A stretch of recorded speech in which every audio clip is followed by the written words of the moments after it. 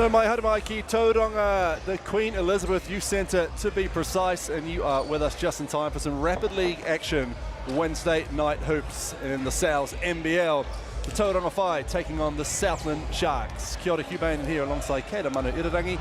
Great to have your company tonight as the Whai and the Sharks get over the Hump Day Blues with some hoops in the beautiful Bay of Plenty, which is less beautiful today with absolute torrential rain, which I fear, Kayla, could potentially keep the crowd away. Could keep the crowd away. There is certainly a storm brewing outside, Hugh, but nonetheless, I think it will continue inside. There's a storm brewing in the Rapid League standings, that's for sure. The Tauranga Whai knocking on the door of the Auckland Tuatara at the top of the ladder. 10-3, the men in pink currently sitting. Meanwhile, the Sharks, in stark contrast to their South's NBL form, are at the bottom of the ladder, 4-11, and looking to climb over the Taranaki airs with a win this evening. Let's have a look, shall we, at the Rapid League starting five for the Sharks. Ledger, Ramage, Tautoku, Wynyard, Quake, Webster, one of the stars in the Rapid League over the past couple of years, and Dale Burtonshaw. And a resplendent in pink, as always, Jet Thompson, Michael Wade in the backcourt for the Whai. Masters, Hopoi and Kiani Saxon round out the starting five for the Tauranga Whai.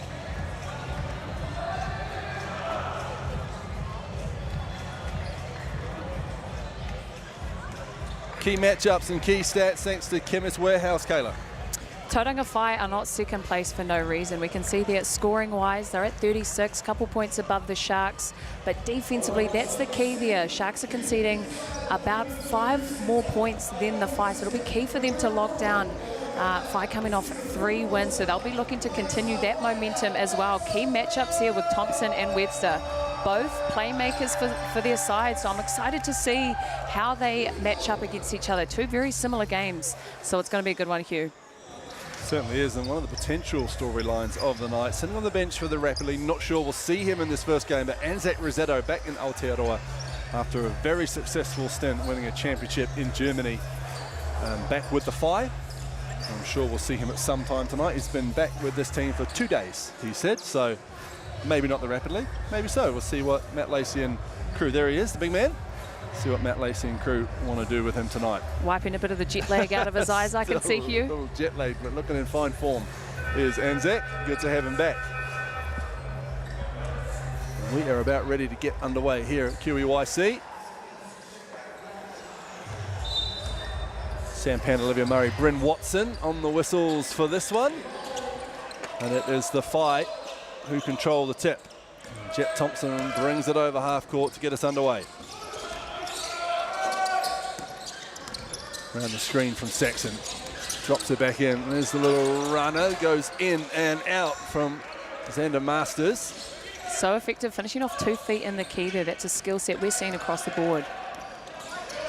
Quick Webster just gets stripped from Jet Thompson. He gets it back. Fires it into the left corner. 3 ball up, 3 ball down, and the Whai are on the ball. Xander Masters with the first points of this Wednesday evening. Kamote, where Thompson does such a good job both ends of the floor, defensively and facilitating that great shot. Quick Webster fires it over. Let's throw it back, gets it back on the bounce pass. Jet Thompson, great hand, high arcing 3, doesn't drop. But the offensive board's a good one. Will Ledger. Couple of bandanas out there for the Sharks, which I'm absolutely not against, as Webster drives with one of them and finishes high off the glass with his left hand.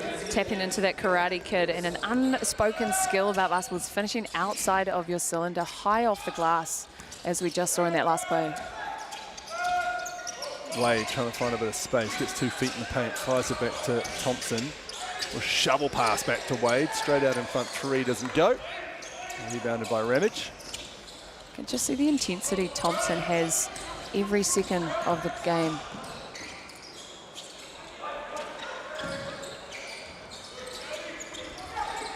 Ledger and Webster passing it around to each other. Ledger looking to go to work. Up with his right. Good defense though. If I do a really good job at playing a 3-2 zone when they can, is that just foul on the floor? That will be to the line. But yeah, Whai love to switch up their defensive sets, going from man to zone. Creates a bit of confusion for that Shark side offensively.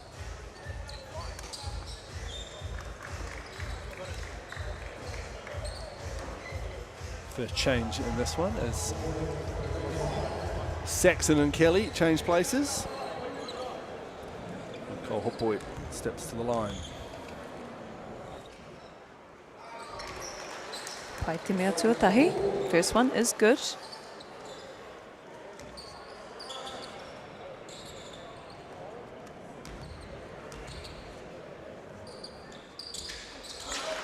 Pai te mea tuaroa. Hopoi was a fantastic player for that New Zealand under-17s team in Samoa at Oceania qualifiers, getting All-Star 5. So he's an exciting talent to watch. Yeah, it's cool seeing those youngsters who do represent New Zealand at age grade get their chance on Sky Sport in the NBL and the Rapid League as we get beautiful looking three-pointer. And the Sharks hit fire from deep now, early on in this Rapid League. Skip step, too many there from Jet Thompson. Beautiful screen, the screener action there. Great look. Coach will be happy with that look. Just one of those things.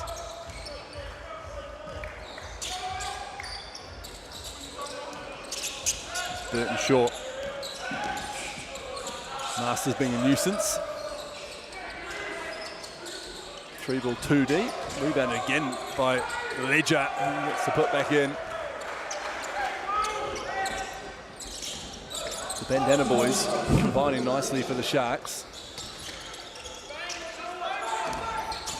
Thompson, quick first step round Webster up with his left. Smooth as you like, Jet Thompson. Didn't need the foul call. Thompson, beautiful gather step. He's so well at creating separation on that drive.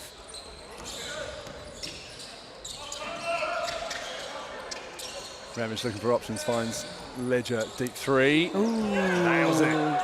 Just a cool jog back to the backcourt. Not Rapid captain for no reason. He really leads by example.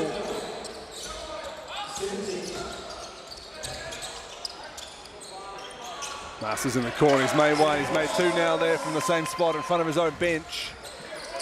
Masters has been an exceptional three-point shooter, both in the Rapid and the Sal's game. He's someone you do not want to leave open.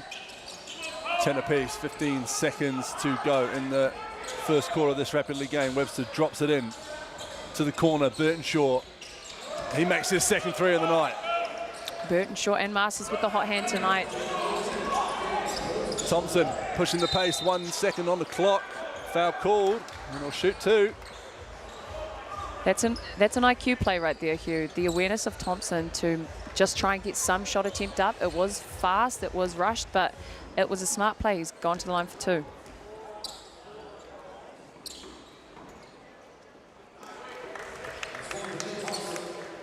Nails the first one. Rocking those camo Kobe 6s. We were talking about shoe game before, Hugh. Fresh. I can't keep up. These youngsters in their shoes. As long as you're not wearing 3/4 length and ones, Hugh, you're sweet. First quarter in the books, 13-12. The Sharks lead. Neither team taking too long to hit their stride in this one.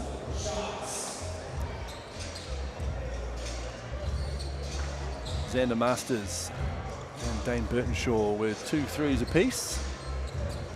Yeah, Masters is one of those players you cannot leave open. If someone is driving and you're on the strong side defending him, you can't pull off. He's shooting 50% actually in the Sal's NBL and quite reflective in this game too. So he's someone you just need an awareness on, but it's tough when you've got the likes of Thompson, so aggressive, pulling the defenders in. So Burtonshaw's actually done a really good job to respond on that end.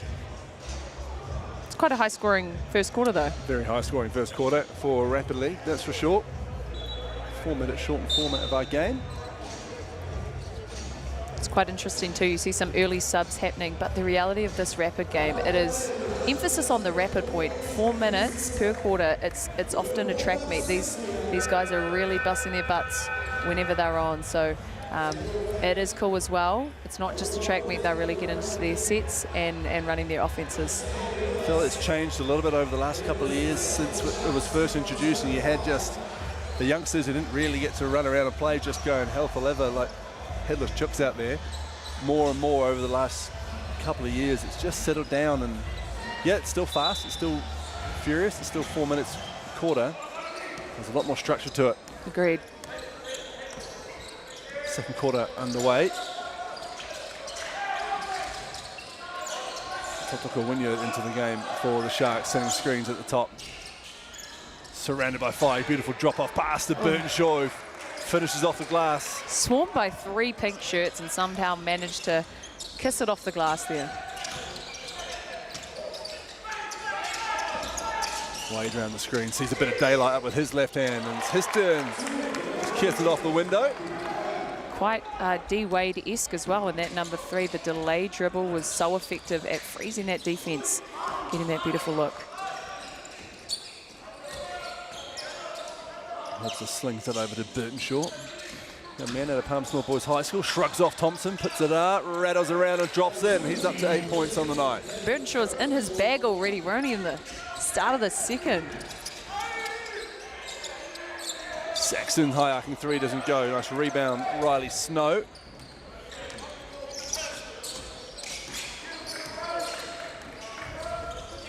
Burtonshaw feeling it, catches, shooting away. Why not, Hugh? Another one, and the curls fly behind him. A little smile on his face as he makes his way back on defense. Thompson's drop-off pass just about controlled. Snow thought he had a clear block. Josh Kelly will go the line to shoot 2. I mean, if you're Burtonshaw and you're feeling it, you have to shoot that thing. Like, it's got to fly. But it defensively been on high alert. He's having a bit of a chuckle because he knows it was a crazy shot he just hit.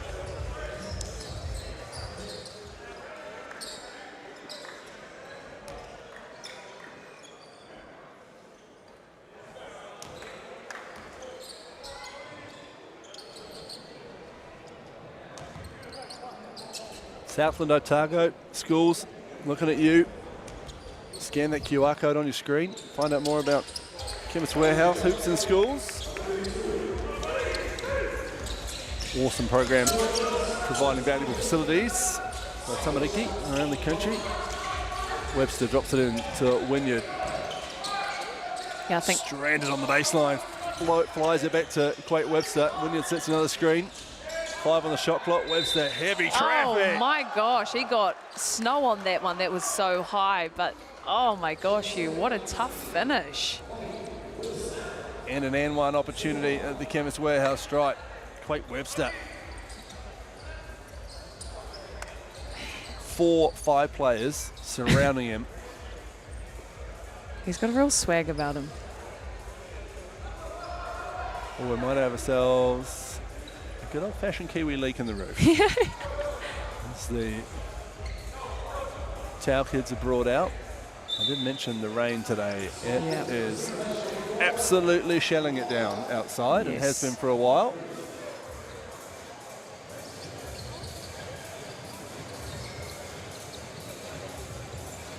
A couple of grimaces on the referee faces there, because it's not normally a good sign. Can't just leave a bucket there. Just leave Dale Burtonshaw there. Here's a bucket. We could say you play with 4 people and you always only have one. Your 5th person only stands at that block, and then the other one has to do it on the other side. Yep. Catch and shoot in the rain. Yeah.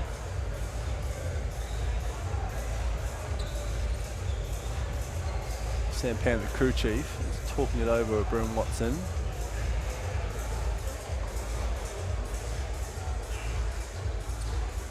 I think their initial plan is going to be, as soon as there's any clear space around that bit on the floor to those 2 young Tau boys, you get out there and try that spot. Man, we might need a couple more Tau boys jumping in.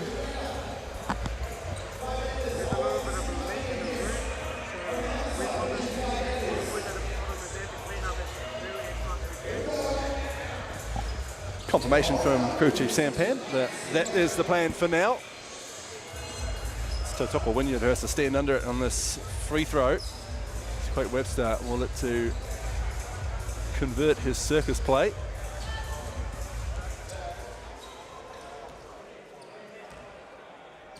And add to the Sharks' 7-point lead. And he does just that. They lead by 8. Just over 2 minutes to go in the second quarter.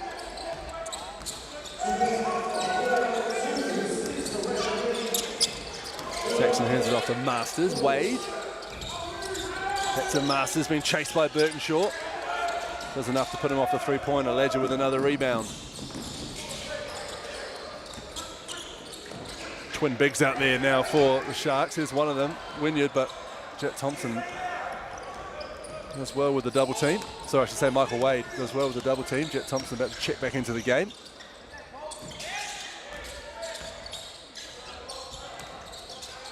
Little interchange and beautiful finish there. Well done from Hot Boy reading the size advantage he had. Just went to work. Simple pick and roll basketball right there.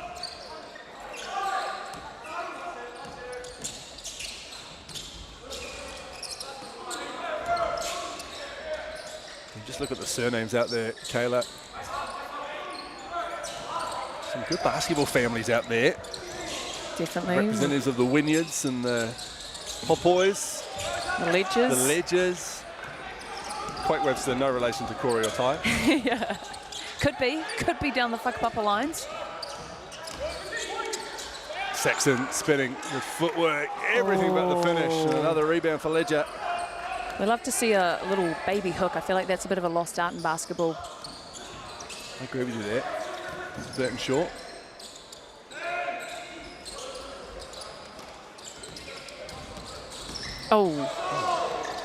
Shrugs off Saxon, drains a three. My apologies, I couldn't help myself. I didn't mean to speak prematurely, but that was nasty push off there. Referee's being asked the same question from the Phi bench. That three doesn't drop. Masters the first to get to the rebound.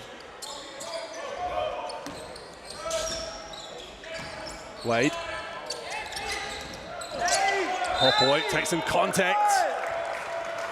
Basket won't count, although they might discuss that.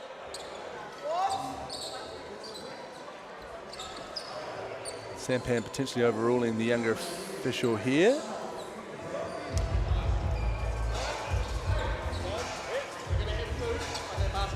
Basket doesn't count, shooting two.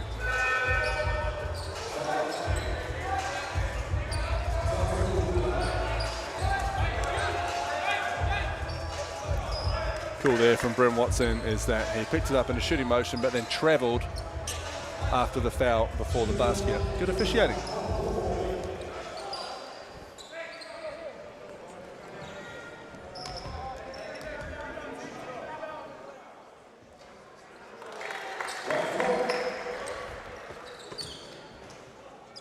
Hopper makes his first, averaging around 6.5 points in the Rapid League so far in 2026.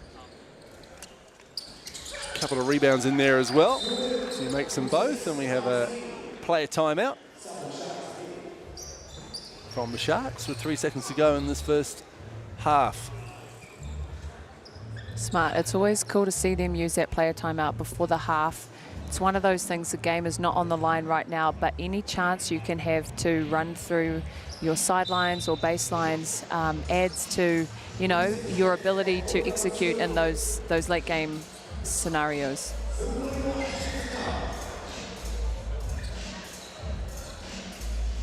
Burtonshaw to inbounds. Inside they go to Wynyard. Up with the right off the backboard. Everything was there but the finish. Half time here. That's the Sharks who lead 26-19. Separate ends of the Rapid League ladder. And it's the team at the bottom who currently lead by 7 points at half time.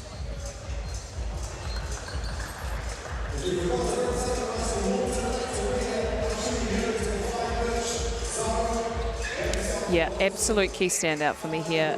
Burtonshaw has been in his bag, hit about 3 3-pointers, 4 if I'm mistaken.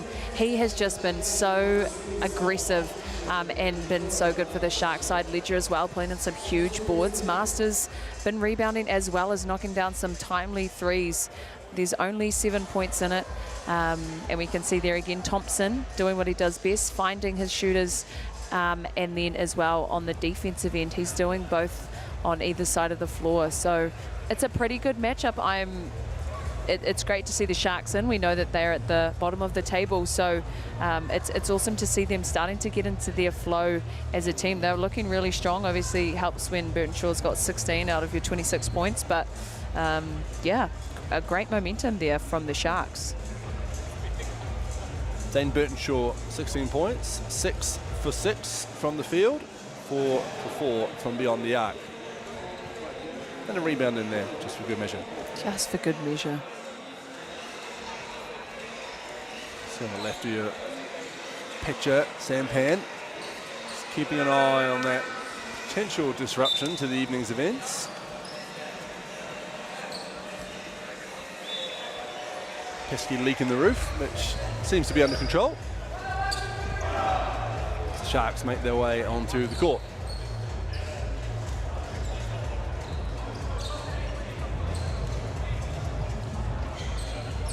Remember a Breakers game not too long ago in Wollongong where a leak in the roof stopped the game dead at 3/4 time. Let's hope we don't have any of those antics today. Did they go for a penalty shootout like you would in soccer? And I was going to say soccer, it's not soccer, football. In football, just finish it up that way.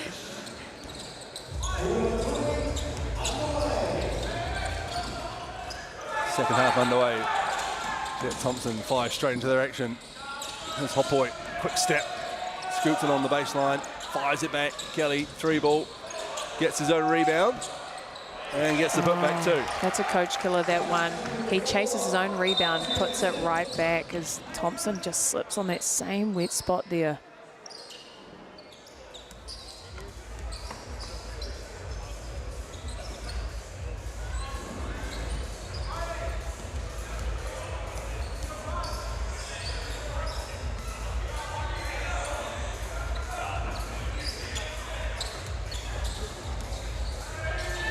That's our first direct casualty of the slip. Jet Thompson, slightly grazed elbow, but he's back up and good to go.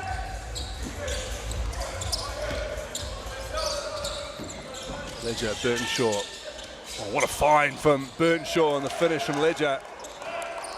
Great action there from the Sharks, punishing the aggressive defense, switching defense of the Phi.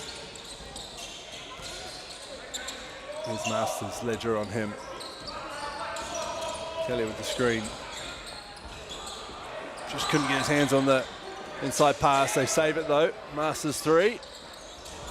Another rebound for Will Ledger, number 5 to go with his 5 points.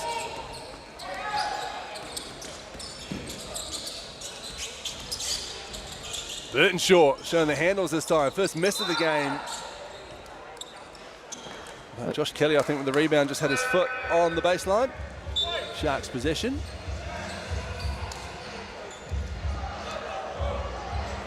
Ramage comes back into the game. Quite Webster gets a well-earned rest.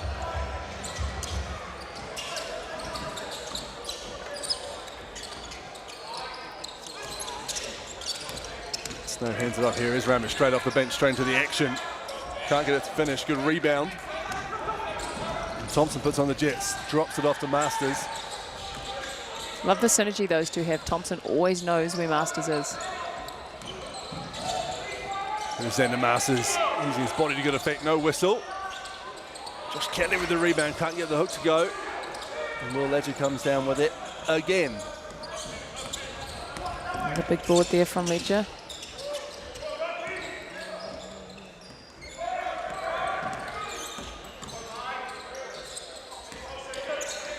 Snow under duress, hands it over to Ledger. Ooh, contested 3-ball, doesn't go. Snow doing his best to get hold of it, but Hopwood comes down with it. Way to his right, that's who he finds. Drops it off. Kelly with the two-handed flush. Beautiful ball movement there from the Phi. Went through 3 players' hands within 1 transition set. It's great sharing basketball.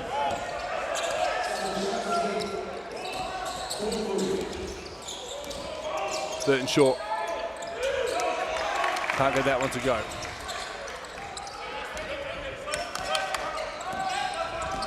Thompson as Ledger and Kelly get tangled up off the ball. Finds Masters in the corner. He drains the 3. It's usually the sequence of the offense, isn't it? Thompson at some point will find Masters next. Thompson almost affecting the steal at half court.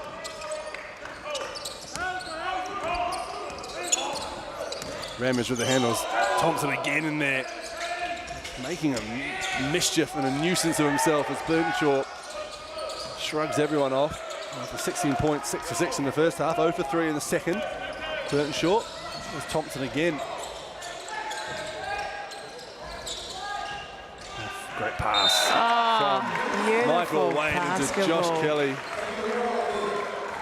The power of passing right there, Hugh. Right under the basket, throw it out, right back in. Fire getting into a really good flow. Thompson almost had too many options. Beautiful N1 look there. There we are, 28 apiece. A fast start to the third quarter. I say start, we'll nearly finish the third quarter, such as rapidly. A fast third quarter from the Tauranga Whai. Can't convert the three-point play. Who did that come off last? It came off Riley Snow. Not that he agrees with it. There will be 5 possession.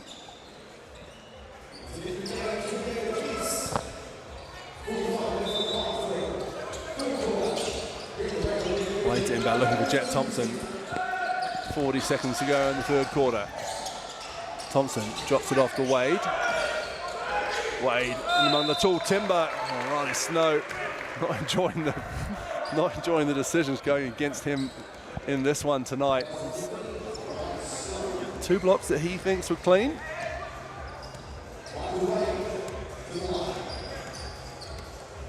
Great body control from Wade. Not quite a 2-foot jump stop, but a 2-foot gather step. That's the difference between a player just shooting it off 1 foot, being off balance, missing a shot, and then not getting a foul, to drawing the foul, even if they miss a shot.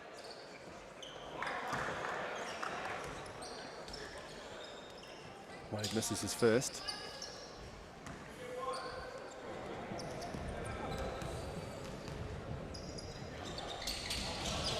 Misses them both. And Wynyard comes down with a strong rebound. Don't even think he jumped. Stuck the paw out. And stuck. Yoink. Kelly called for the foul at the other end. Just 2 points so far in this quarter for the Southland Sharks.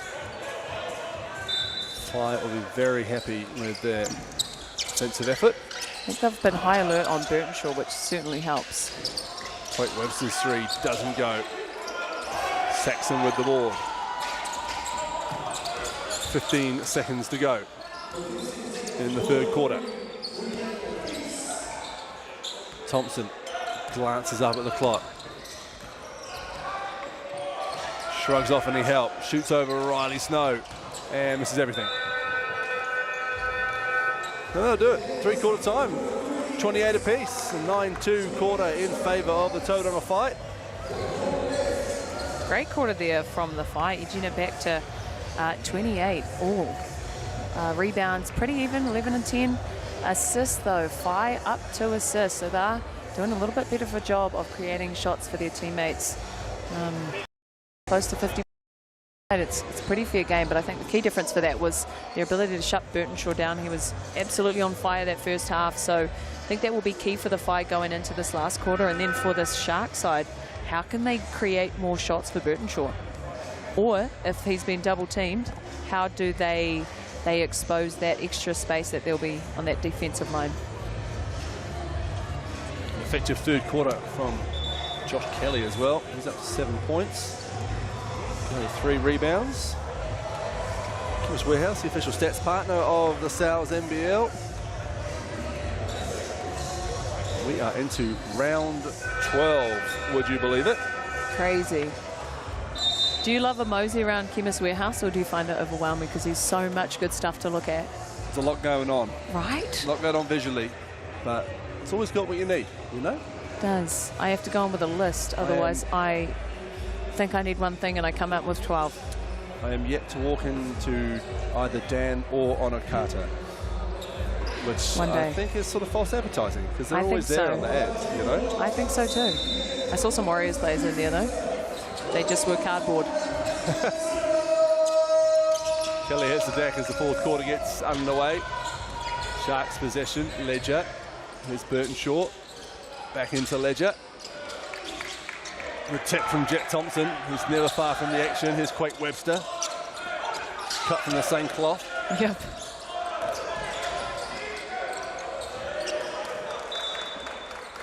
Possession is Sharks possession. 2 seconds on the shot clock. I love how hard Thompson and Webster play. Burton Short. Fadeaway three. Straight into the hands of Michael Wade. Here comes Masters the other way. Webster ahead of him. Xander goes right through him. Cops the contact and the foul. And we'll go to the Chemist Warehouse stripe to shoot 2. Good little pat on the back of the head there, did Masters.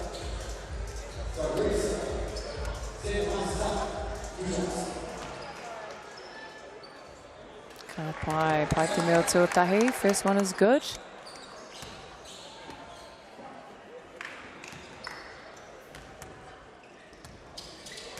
Kawawe, pai te mea reo tua anō hiki. Well, Hopoi back into the game. Masters takes a seat. We'll see a little of him later in the Southland NBL game. Coming away 7 o'clock. Webster. Burton Short. Hits the back iron. Great offense, great look. Just unfortunate miss there.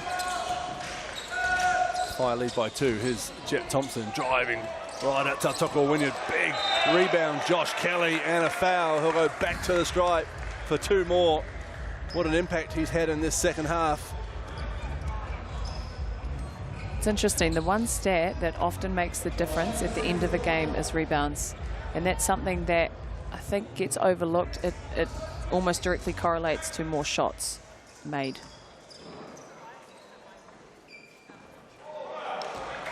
Attempted.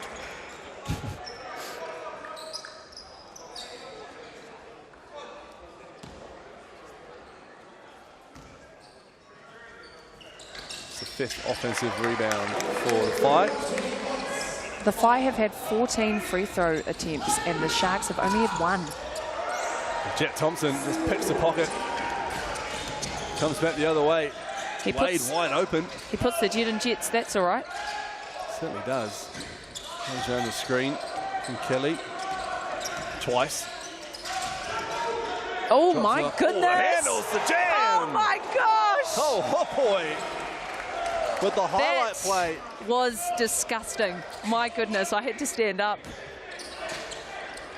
Oh, one extra step there potentially from Ramage.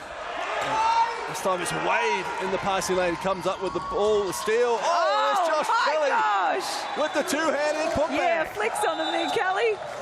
Flicks on him. Fly are flying in this second half. That is a good-looking roll there from the Phi. On fire. Wade coming off with a smile on his face, and that's what we want to see at Tefano. But, oh boy, my goodness. That will be forever etched in my mind. What a play, Cole Hopoi. Backed up with an exclamation mark from Joshua Kelly.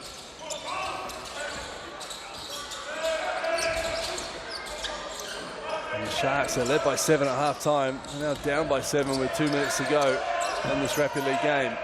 Will Ledger, 3-ball, trims the deficit nicely from the corner. Mighty corner. I will say that is tenacious defense from the Phi, but even better offense there from Ledger.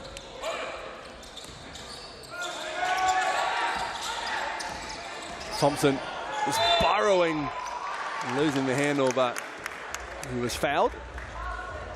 So it's his turn to go shoot 2. Phi have just been so aggressive downhill. That will be the 17th.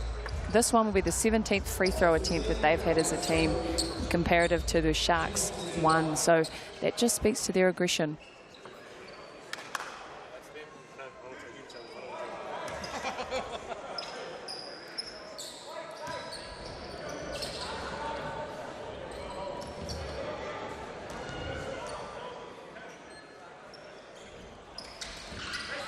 Makes the second. There's Jet Thompson. Immediate pressure from Xander Masters.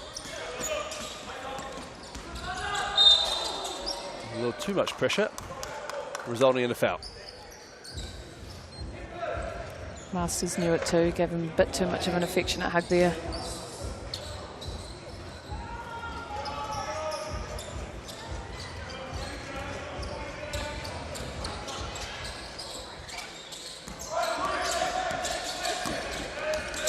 Burton short. Saxon doing a good job, but called for the foul right at the end of it.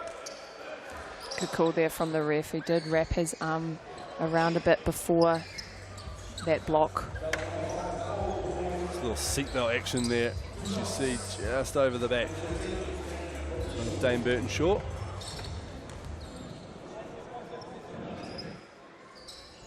He's got a chance to score his first points in the second half after 16 in the first, and he misses his first free throw.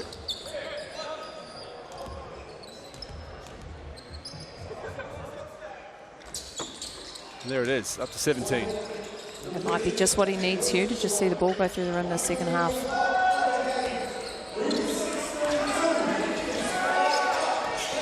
Thompson gets it right back from Saxon. He's around the Kelly screen. Up with his left. There's Kelly again with another rebound, another putback, and another 2 points for Josh Kelly, up to 12 points and 6 rebounds. Sometimes it's just, oh my gosh, Thompson with the strip. Masters on the left. The rugby pass to Xander Masters does the rest, and one opportunity. Let's Quake Webster know all about it. And he'll go to the Chemist Warehouse stripe for one more.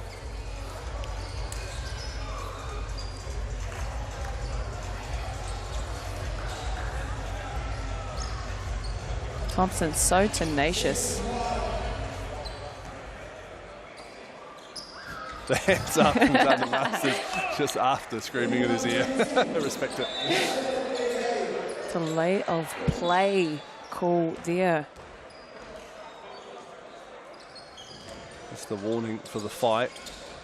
They're up by 9 with a minute to go.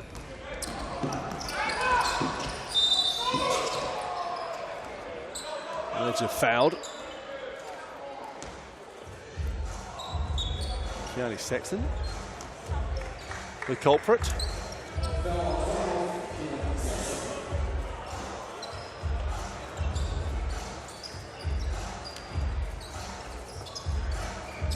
The good news is the leak seems to have subsided. It's great. Oh. Oh. Bit of wind in here though, potentially. That was the leak. We've all been there, Hugh. We've all been there. Oh, yeah. Luckily for me, it's never televised. Foul on the rebound attempt. Ramage called for it. And a bonus. So the fire will go all the way down the other end. 54 seconds to go, and to add to their 9-point lead. The 5-second home today has actually been that free throw line, Hugh. They've just been getting there every single time they can. That to me has been the big key difference in this game. This will be free throws number 19 and 20 compared to 3 for the Sharks. What do we put that down to there, Kayla? Is that Jet Thompson, Michael Wade, just yeah. I think your point right guard. into the heart of the D. Yeah, I agree, and I think your point guard sets the tone for the speed and the tempo that your team plays at. And Jet Thompson is from the jump. You can just see he's firing and ready to go, and I think that really ignites his team. You've got the likes of Wade, who's fantastic as well, heaps of energy. But yeah, I think that aggression to the rim is massive for this Phi side, and they've just got great size too, likes of Hawkboy and Saxon as well. So yeah, they've actually just got a really all-rounded team here who can all get out and run.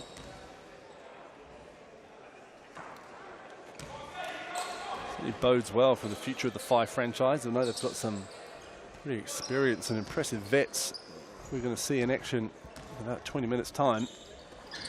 And they'll be up against it tonight against the Southland Sharks team, who have won 11 of their last 12. Indeed. Yeah, big Tall Blacks presence in this FI side though, so it'll be interesting to see how they go up against the second place Sharks side. And up against a literal big Tall Black in Sam Timmins. Oh, foul, Josh Kelly. What a second half he's had. He'll go back to the Chemist Warehouse stripe. Looking to add to his 13 points.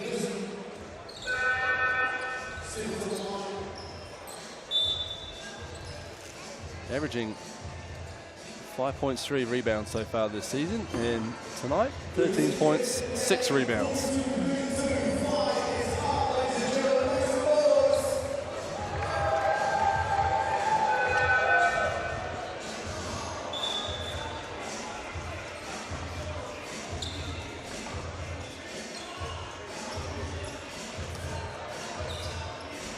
Talk about great New Zealand basketball families. Tobias Cameron here for the Sharks with an increased role. A few injuries for Southland at the moment. Yeah, timely addition there with Jones out. It's been an opportunity for Cameron to step into that point guard position. He plays a combo guard, but nonetheless, it's been cool to see the spark that he's brought for that Shark side. Brings a bit of Cameron edge as well, yes. Doesn't he, Tobias? Yeah, dog. Get the formalities of the BNZ player timeout correct, as Will Ledger, with a smile on his face, has to be in possession of the ball. And the Sharks call it with 30 seconds to go, down by 10. It was a promising start there from the Sharks, but yeah, just that third quarter, unfortunately, the FI were just too much. There's Tobias stretching, warming up. Brother Flynn, I believe, is dropping some crazy numbers in the NBL at the moment in Aussie, NBL 1. Two great basketballers, great futures ahead of them. Webster, three, down it goes. Quake Webster had the outstretched arms of Wade and Thompson ahead of him. Did not deter him, and there's the full court pressure from the Sharks. Yeah, Webster is such an exciting young talent. I'm excited to see where he goes in the next couple of years. Thompson driving, call for foul. They do foul, but a little too late as Jet Thompson goes right through the Dane Burtonshaw foul. Adds another 2 points, and we'll head to the Chemist Warehouse stripe. Nice little nonchalant stroll there from Thompson as he hits a nice spin. Fisher and Pike will finish there. And he converts the three-point play. So 10 seconds to go in this one, and the FI keep the pressure at the top of the ladder on the Auckland Tuatara as Quake Webster drives out with the left. Can't get it to finish. The FI want some more points out of this one. Is Sampan going to let them have it?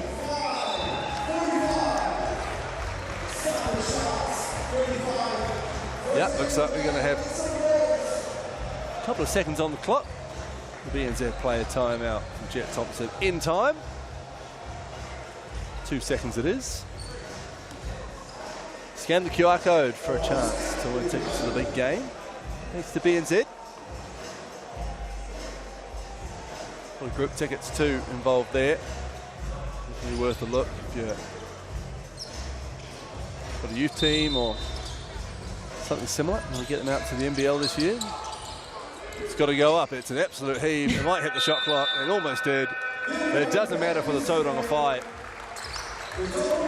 What a second half they had, keeping the Sharks to just 2 points in the third quarter. 9 points all up in the second half, whilst pouring on 26 of their own. And they get the Lollies 45-35 in the Rapid League here at QUIC in Tauranga. Yeah, FI just building on their form in second place for a reason. But Burtonshaw, although he had a quiet second half, he did fantastic, scoring 17 there. Masters as well was a great responder on the other side for those three-pointers. Kelly and Ledger also getting a 10-plus piece. Rebounds, a pretty even match there. We can see on the spread a little bit more on the FI. And I think that's a key difference there is the rebounds generating more shot attempts. And we also saw that the free throw attempts as well were significantly more on the FI side. But Thompson, so good getting 4 assists, and Burton Shaw as well with 3.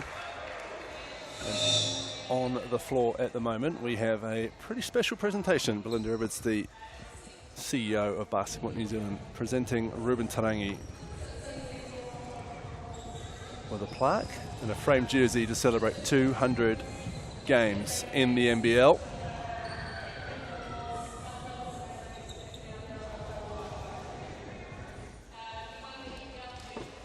I think it's safe to say every time Ruben has touched the floor in the NBL, he has been a dominant force from when he was a youngster.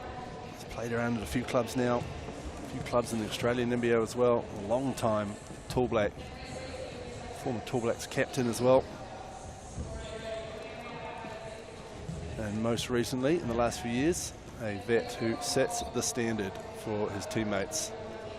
So pretty cool to see this happening here. And you'll see more of Ruben coming up at 7 o'clock when we are back with the South NBL game between the Whai and the Sharks.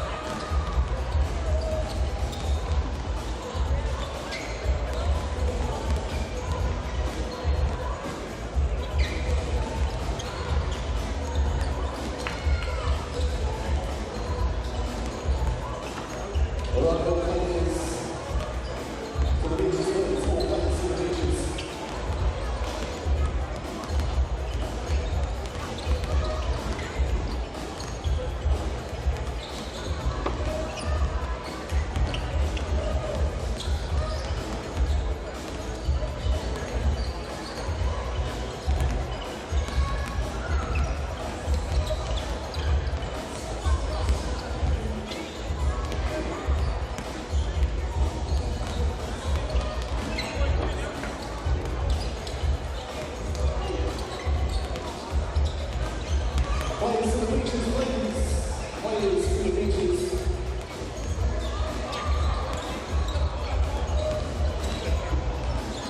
All right. Southland Sharks. The NBL game, they're taking on Tauranga Whai tonight. With their crew, we're number 10 is number 9, Tauranga Whai. With number 15 is Riley Snow. Wearing number 2.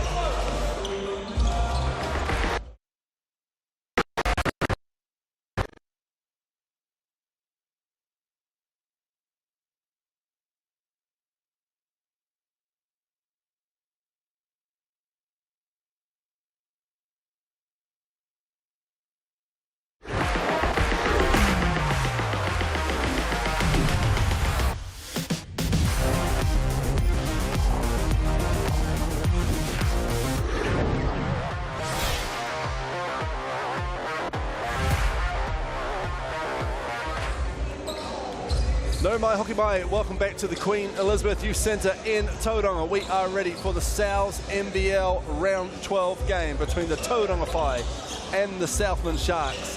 The Whai got the Rapid League win, but it's the Sharks who are setting the standard in the NZNBL so far in 2026. Kia ora, a very, very good evening to you. You're tucked up nice and warm out of the weather. Hugh Baden here alongside Kayla Manu Irarangi.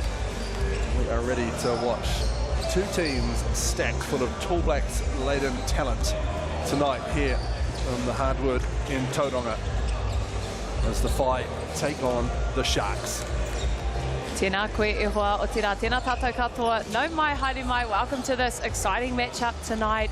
The Whai at home, Ruben Terangi's 200th game, so they have a lot to play for tonight.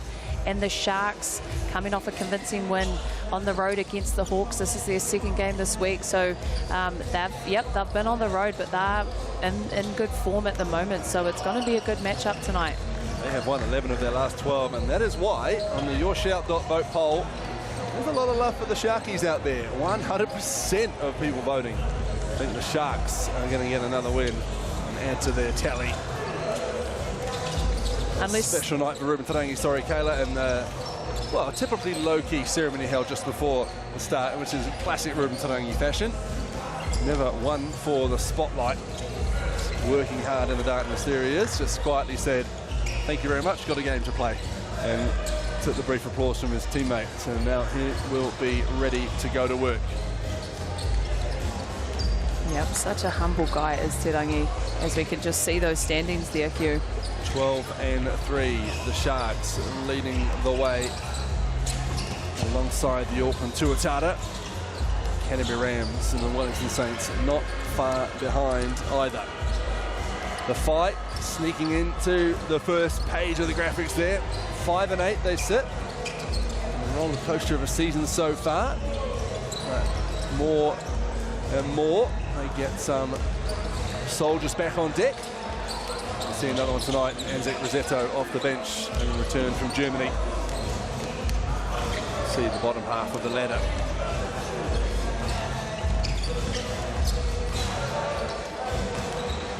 Upcoming fixtures in the NZNBL round 12 continues tomorrow from Palmy Dice when the Jets take on the Nuggets. Saints against Giants Friday night, always a great matchup from TSB Arena on the waterfront in the capital. Saturday afternoon, the Nuggets back in action on their road trip, and they'll take on the Taranaki Airs in Hawera. And then to the Stockyard on Saturday night, 6:30 p.m, the Bulls taking on this Whai side. This is game number 76 of the NZNBL season as we see the starting lineup for the Sharks. Braden Inga, Asbury, Tobias Cameron alongside Boone and Big Sam Timmins for the Southland Sharks. And it is the big man we can hear from who spoke to Kayla just a moment ago. Last game your Sharks showed us you can still generate plenty of offense, even a bit short-handed. How are you going to continue that momentum coming into this game?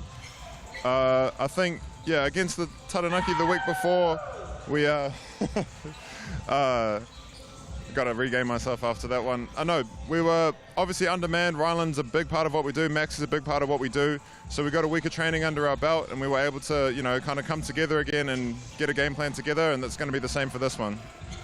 Awesome. And we know that the Whai will be physical and bring a lot of energy being at home tonight, especially with the addition of Rosetto as well inside. How do you guys plan on combating that physicality and just staying in your system? Yeah, they got a lot of physicality and experience as well.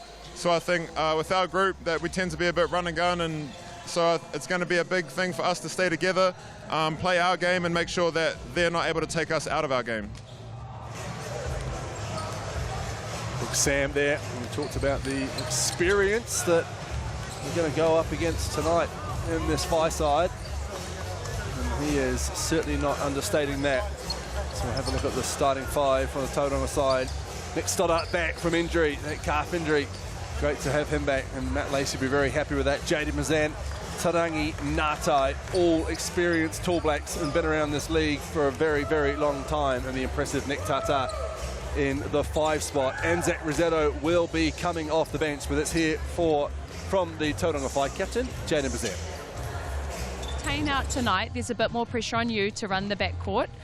What is your focus offensively to generate good shots for your team? Yeah, first and foremost is to push it in transition, try get out and running off the rebounds, and then to just move the ball around. I think we play best when the ball's moving. We know the Sharks can really hurt teams from the three-point line. They've been killing it. And as well with Timmins inside. So what is your guys' defensive focus to make sure that they're not getting the shots that they want? Yeah, definitely one of the best three-point shooting teams, so guarding the three-point line has been a priority for us today, this week. Just making certain guys put it on the floor and then getting a body, you know, surrounding Sam down there, trying to clean up the boards. He's a beast down there, so yeah. And what is the key focus for you guys piecing together 4 quarters of basketball? I think just playing to our strengths, you know, like I said before, moving the ball is key for us. Getting paint touches, getting deep in the paint and the heart of the defense, and then just trusting each other. One of the more popular players in the Southland NBL, Jaden Mazan, over the years, had some electrifying nights. You might need one tonight to get over this high-flying Shark side. Kayla, there are a few people down this Shark side. But Yeah. they've still got enough talent out there, don't they? Absolutely. Losing Jones, Darling and Cooper tonight. They did play last game without those players, so can they continue that building? We can see there the standout scoring is 96 for the Sharks, so they're up 13 to the Phi as well defensively. Phi conceding about 2 more points than the Shark side, so it's key for them to lock down defensively. We know the Sharks are one of the top, they are the top 3-point percentage shooting team, so it'll be key to lock down on them, but we can't look past the inside presence of Sam Timmins inside. Leading shot blocker in the league, second in rebounds and up there in scoring as well. He will go against Tata and Rossetto, and I'm excited to see the size inside and how Tata matches up with Timmins, and as well the addition of Rossetto just coming back from Germany, you'd mentioned, Hugh, so he's a massive grab for this Phi side, and I'm excited to see how they combat Timmins' physical presence. Just gives Matt Lacey a bit of depth in that big man spot. If Tata does get in early foul trouble, which many players do, going up against Big Sam. And Zach Rossetto, as we know, does not back down from a physical challenge, no matter how jet-lagged he is. As we see the refereeing crew, Mikey Graham, Sam Pan and Olivia Murray donning the whistle. And an early scare in the Rapid League with a slight leak from the roof here at QEYC, but everything seems to be under control. The floor is nice and dry, and we are ready for some Wednesday night hoops. The Phi fans waking up. Yes, the Wi-Fi is now working in Tauranga. The storm has subsided. The leak has subsided. There are towels rearing and waiting at the baseline as well, Hugh, in that event, which I don't think will happen, but still quite a clear consensus that this Shark side are not second on the board for no reason. They are 12-3 on this season. They just have so much depth in their system. That is a dangerous starting 5, though, for the Phi. Anytime you put Tarangi and Natai together in a team, and you add Stoddard coming back and the excitement we saw from him earlier in the season before his injury, we all know what Jaden Pazant can do.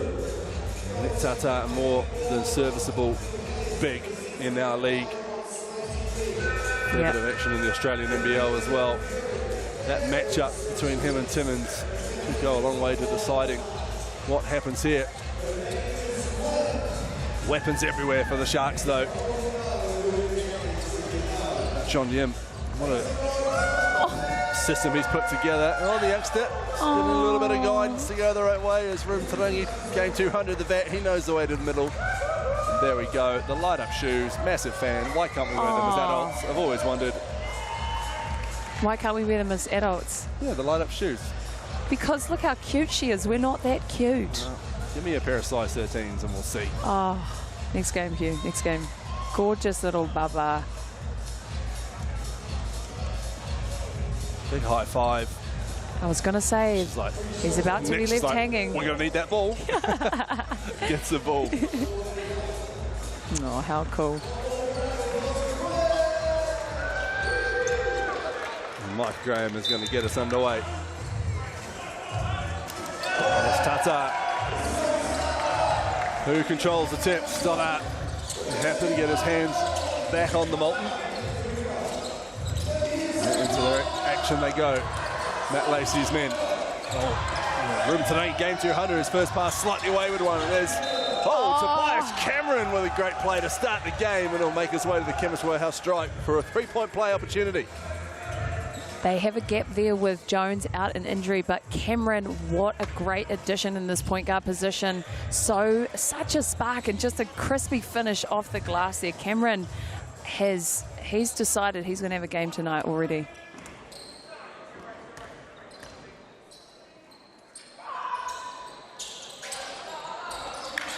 Averaging nearly 13 points, 4 rebounds, but with no Jones, he's going to see a lot more of the ball. Tobias Cameron. Big screen from Tata. There's Stoddart, fires it back to Bazan.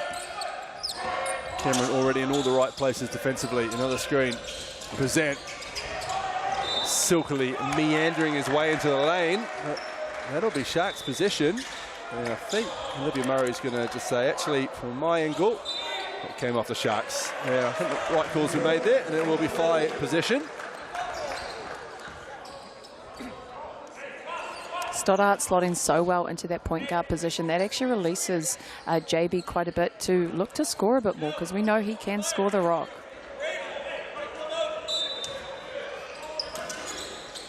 Stoddart, catch, shoot.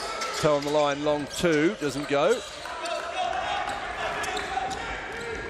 Boone comes down with the board. What a game he had the other day, and there he is after the races and getting his first 2 points in this one. And Boone coming off the back of a 27-point game against the Hawks. He has found his flow offensively. Bazan, 2 feet in the paint. They'll reset through Tarangi, 10 on the shot clock. Fires up over Inga. Can't get it to go. Boone with the board.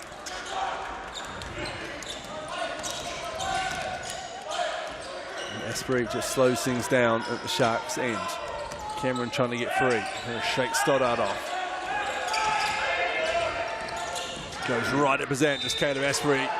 Draws the foul, go to the line. Such a strong start here from the Sharks. They've been aggressive from the jump, getting to the rim every time.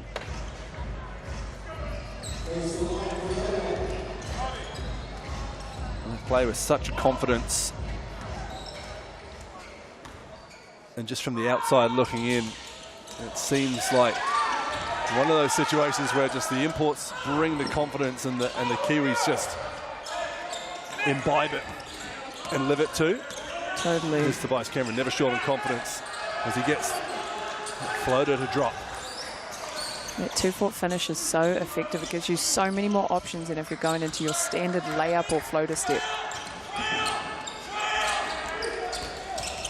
Tarangi. Tata, 3, right out in front, rattles it in. That's something that post players in general these days can all shoot it from range. I remember 10 years ago that wasn't really as much of a thing, but JB cookies to a beautiful Reikuru. Mai te papa muri. Beautiful finish off the glass there from JB. Quick 5 points for the fight. Just like that, it's a 3-point game. There's that matchup we spoke about, Timmins and Tata. Along the baseline goes Sam Timmins. Beautiful move from the big man. So tough from Timmins. It's tough when he catches it mid-range that he can just go to work. Percent probing, trying to find that gap. Cameron almost with the intercept. Stoddart to drop it off. There's the long arm of the law, and Sam Timmins in the paint and comes away with a steal. Boone going to work, using his size and strength over Bazant, who comes away with the rebound.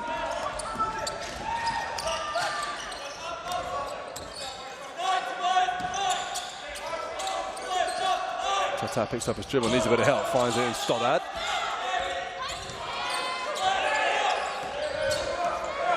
Sandy Masters about to check into the game. 4 on the shot clock, meanwhile Stoddart right in among the tall timber, and Sam Timmins, easy blocks for him. Boone comes away with it. Yeah, Timmins, #1 shot blocker in the league. His wingspan is just so long. Inga going to work down low. One-legged fadeaway, doesn't drop. Tarangi with the board.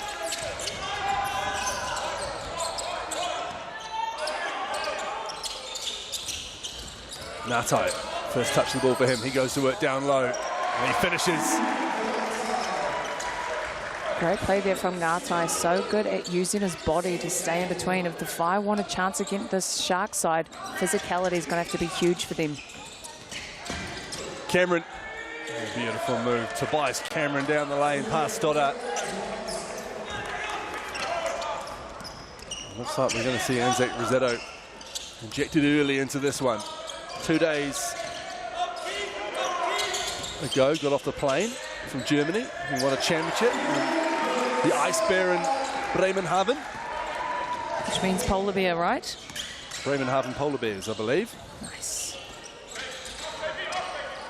Yeah, playing with jet lag will be tough. Boone, deep three, high arcing, nothing but net. Keelan Boone.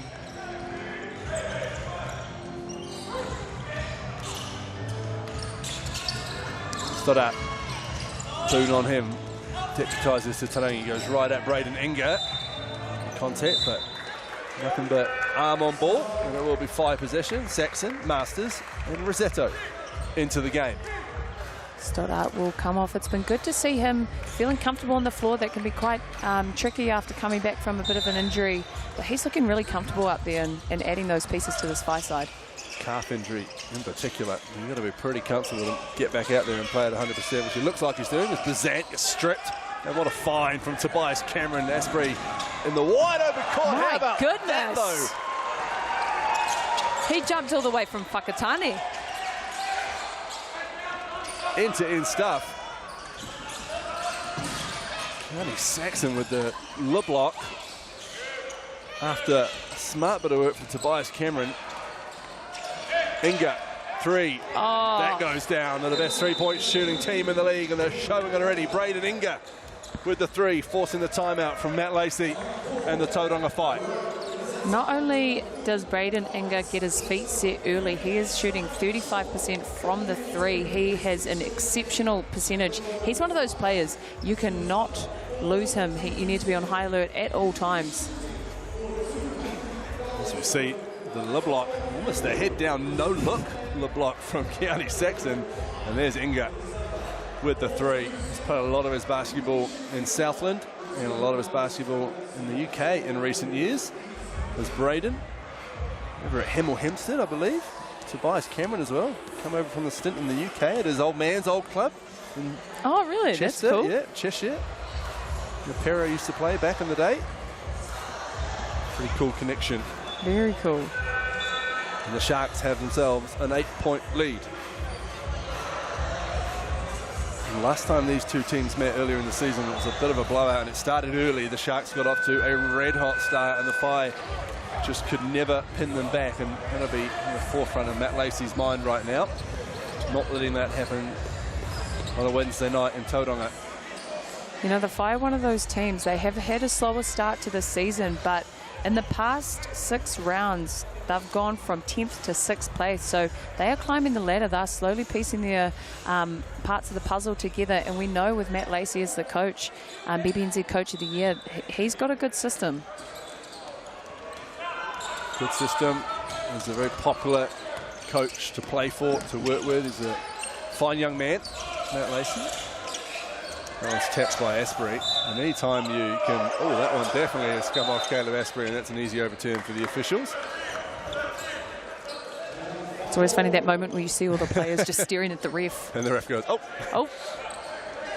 Anytime you talked about that turnaround, the fight seemingly showing, anytime you add your Martais and your Tarangas into a team, at any point in the season, that's going to happen. It takes a little while to get used to each other, I guess. There's Bazant. Drops it off Saxon. Oh, nice play from Keanu Saxon. He's one of those players, he just goes to work, he does his role, and he's so effective.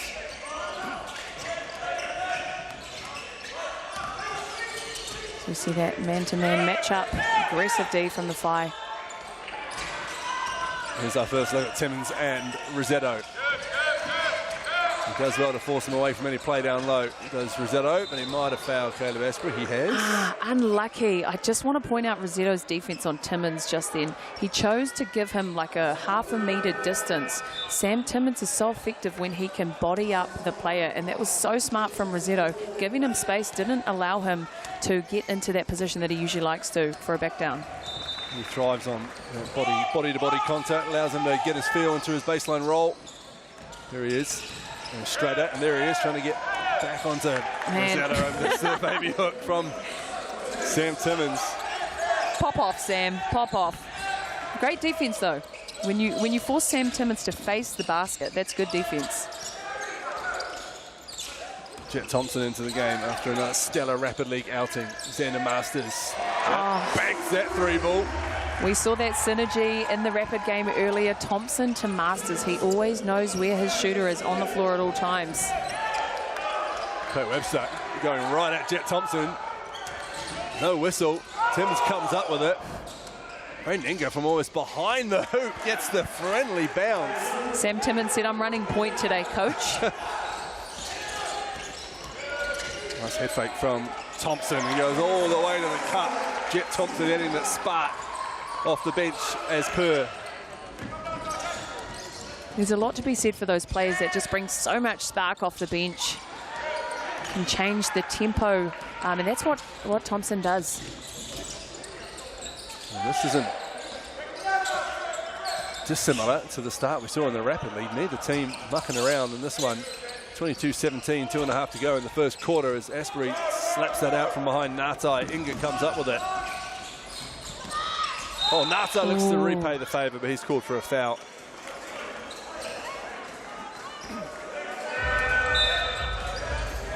Boone comes back in, will ledger into the game for the first time.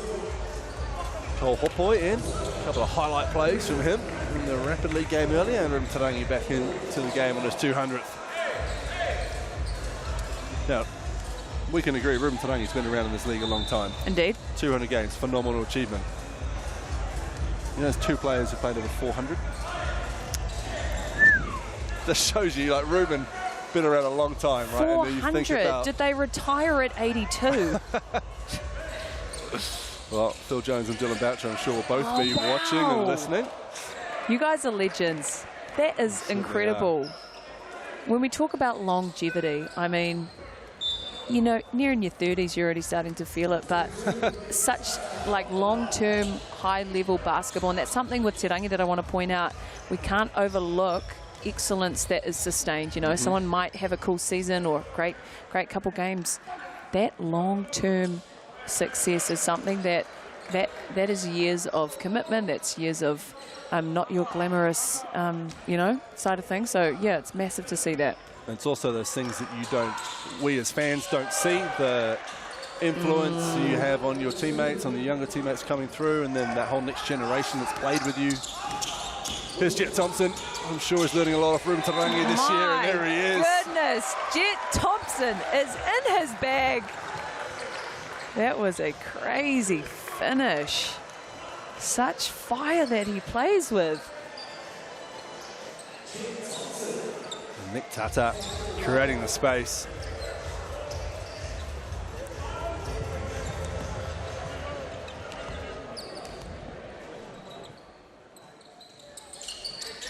This is his free throw. Tarangi corrals the board. And the Fire will get another opportunity. Trail by 4, 2 minutes to go in this first quarter. Tarangi looking to back down. Boom. Yeah, it's come off. Nick Tata. And it will be Southland Sharks ball.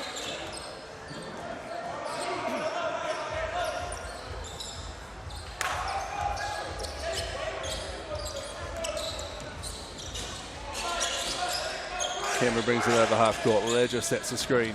Might have got away with a slight moving one there. Bounce past the Quake Webster, takes a fair bit of contact, leaves the runner short, and the rest are letting a lot of contact go. Both ends of the court.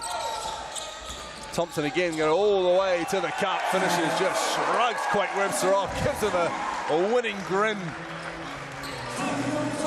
We saw those two go at it in the Rapid League, and it's just continued in this Sal's game. Cameron with a run of his own, smooth as you like. Too much space afforded to Tobias Cameron, and he capitalises on it. 25-21, just over a minute to go, first quarter. Thompson, no-look pass, Xander Masters, they know where each other are at all times. Oh my goodness, Xander Masters, he's 50% from three-point range, roughly. Thompson always knows where Masters is. Every single time he dribbles it, where's Masters? There's a lot of contact, eventually called, and Boone finishes off the glass. What a first quarter we have had. It's a fiery one, Hugh. You've got to love the swagger with which these youngsters play. Xander Masters, after a no-look bounce pass from Jet Thompson, hits the three, and then watch him just let that Braden Inga know all about it. A little pukana for you, Pukama. Braden. How good. Keelan Boone says, I got a bit of that in my locker as well, actually.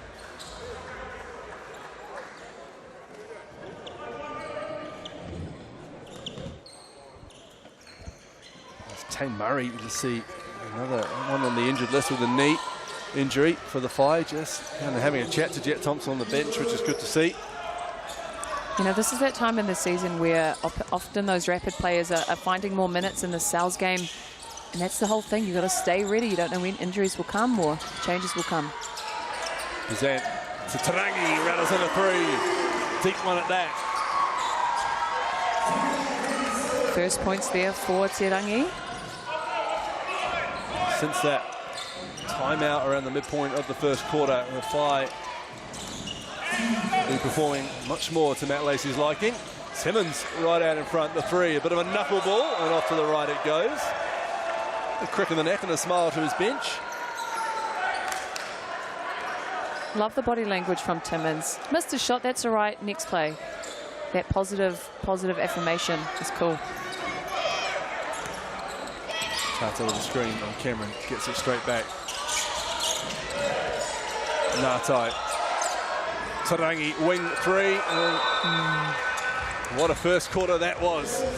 Here at the QEYC in Tauranga, the Southland Sharks with the slender 1 point lead. 28-27, we're back with the second quarter here on Sky Sport.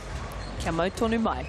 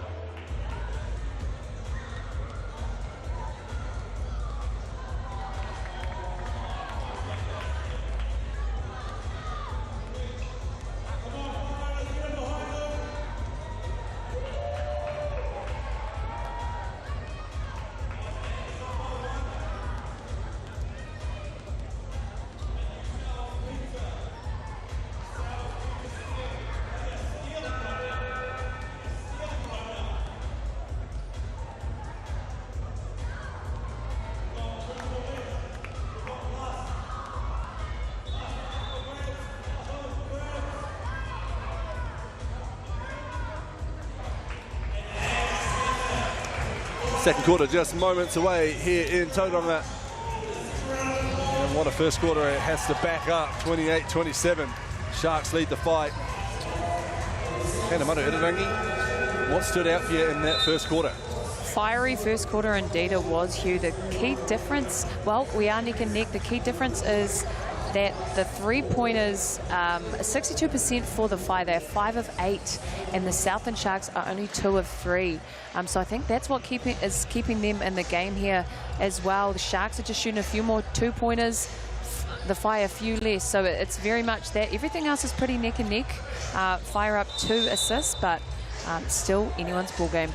Hope you're getting dry and warm out of the bad weather out there. Not sure. Get the delivery man out in the bad weather, eh? $35 for a large meatball pizza to our friends at Sal. Great way to start round 12 of the Sal's NBL. Asbury flies in. Will Ledger gets a wide open lane and he finishes. Asbury slot really well into that point guard position with the loss of Jones, who's out on injury at the moment. He is facilitating the ball really well. We'll probably see his scoring maybe go down a bit, but he does so well at finding the open man.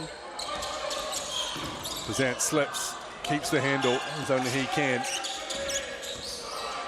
Tauranga gets the matchup he likes with Sam Timmins. Goes right at him. Another block for Sam Timmins though, but comes off his big paw. And it will be 5 possession. Third block of the game for Sam, I think. Just another day in the office for Sam Timmins. Tasso with the screen. Bazant and Asbury tied up. Jump ball. And it will remain 5 possession.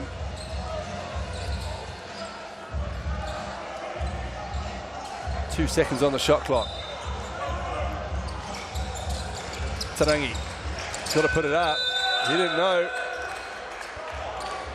And that's right in front of the 5 bench as well. You need your bench in those situations, don't you? That's rough.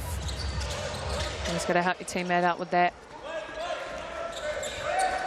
Taylor, we have not seen Nick Stoddard for a pretty while. I just wonder, after his first bit of action for a few weeks after a calf injury, he has pulled up a little bit as Timmins goes to work. The defense from Tata comes away with the board, and here's Nata in transition. Oh, the towel boy almost got run over too. Masters takes his time, shoots a 3 off the front iron. Big rebound from Tobias Cameron. Yeah, Stoddard is probably erring on the side of caution. One of those injuries is not worth risking. Zank comes down with the board.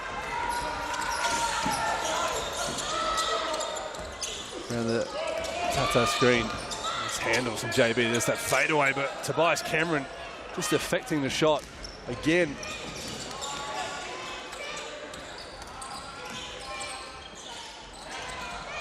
Here is Cameron on the offensive end. Hands it over to Asbury.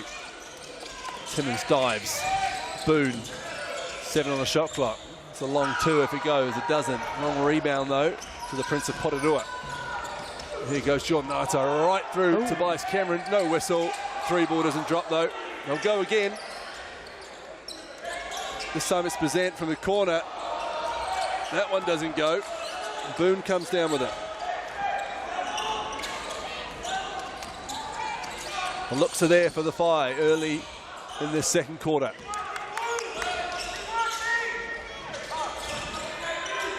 Bazant and Asbury get tangled up off the ball, and Boone bounces it off. The skinniest legs in the league. And out of bounds it goes. Crazy. Something that the Phi are doing really well is they're aggressive on those switches, and they're not allowing this Shark side to initiate the offense through kicking on the inside to Timmins and then the kick back out. That's when they're really dangerous. They're kind of forcing them to just create their own shots or shoot it early from range. So the Phi will need to continue that defense as we enter into the second half of this second quarter. And Nick Stoddart back out there for Matt Lacey's team.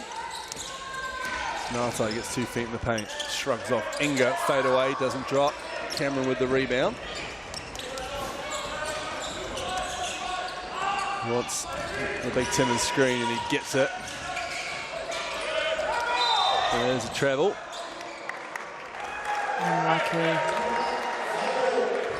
Great aggressive though move from Cameron, working off those ball screens. You can see that middle is open. People are just collapsing on Timmins. So whenever Timmins is in that ball screen, you're most likely going to have that open look as the guard coming off. Now side. Draws 2.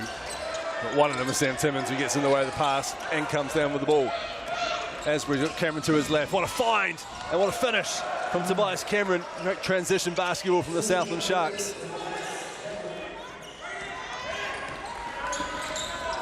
Tauranga going right at Timmins.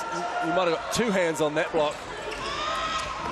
Lost control of his body in front of his own rim.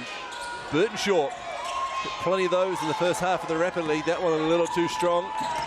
Sharks not hanging around on offense. Stoddard has heaps of space and says, I'll take those three. Thank you very much. Clean on the head of Asbury.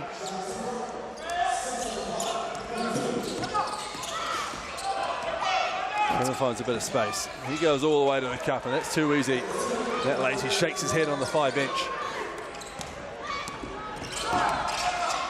Stoddard, no-look pass. Oh, my goodness. To a slashing Xander Masters. Offense is king in this game so far, unless you're Sam Timmins, of course, and you're just getting block after block after block on the defensive end. The Fire trying to mitigate that by going so fast that Timmins can't even get back. And Stoddard scored for a foul there on Asbury. Stoddard and Asbury going 1 for 1. Getting quite fiery out there. Starting to get that feel to the game as Coney Saxon, Jet Thompson come back into the game. Tarangi and Stoddard take a seat.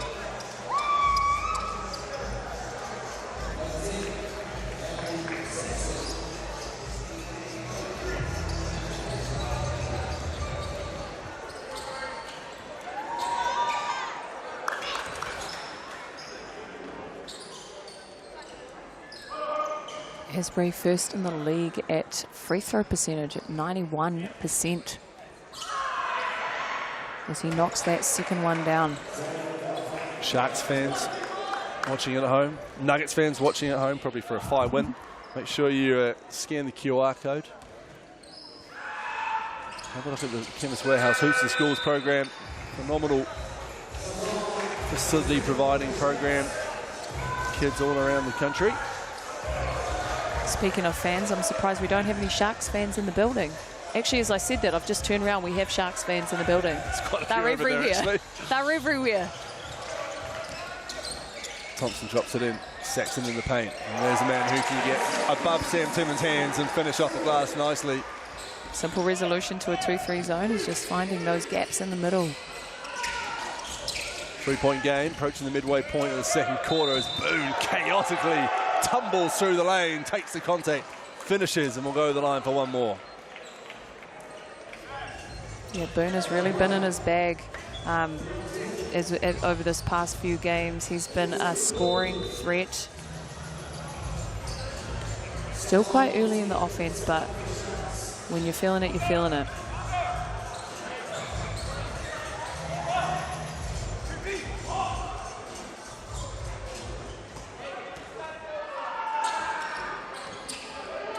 Converts a 3-point play. And Zach Rosetto out there now for the Fire. How will his lungs be feeling after the long-haul flight from Germany and after the celebrations after winning a championship? That one almost picked off. Masters 3-ball from the corner. Xander Masters. Gosh. Here's the Masters of threes, all right.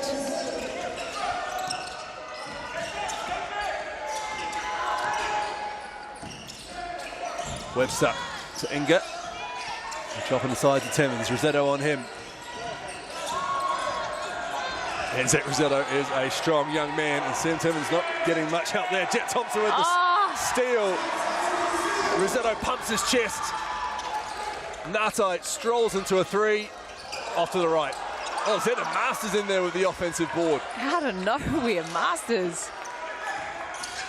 The Fire are fighting for every piece of this game. The runner from Thompson off to the left.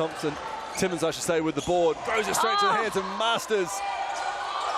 Timmins slaps it off the rim. Pinballing around. And here's Sam Timmins in the open court. Inga in the corner. That one doesn't go. Rosetto with the board. Oh, now we need a breather. My goodness. 40-37. Under 4 minutes to go in the first half. John Yimno looking cool as a cucumber. His trademark sweater. Natai just burrows his way right under the hoop, but can't get the finish.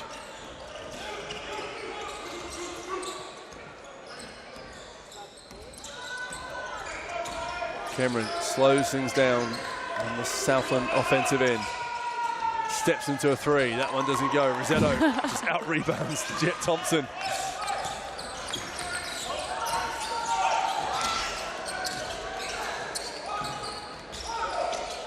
Nata drops into Saxon. Masters for a third three-pointer. Rolls it in. Xander Masters. Timeout. John Newman, the Southland Sharks, 40 points apiece. Man, Hugh, this FI team is absolutely cooking. They haven't reached their full potential. They are slowly finding their pieces, and they actually have a lot of depth, as we're seeing tonight. Masters coming off the bench, already 3 3-pointers on the game. Nice pick and roll action there. Yeah, and the addition of Rosetto, his defense and his physical presence has been very irritating, I can tell, for Sam Timmins. He takes that body contact, and that's why Timmins is so effective, is because it's a lot for those tall, lanky dudes to body up Sam Timmins, who is also lean and strong, but he is, so physical inside. So Rosetto has been a fantastic matchup with him.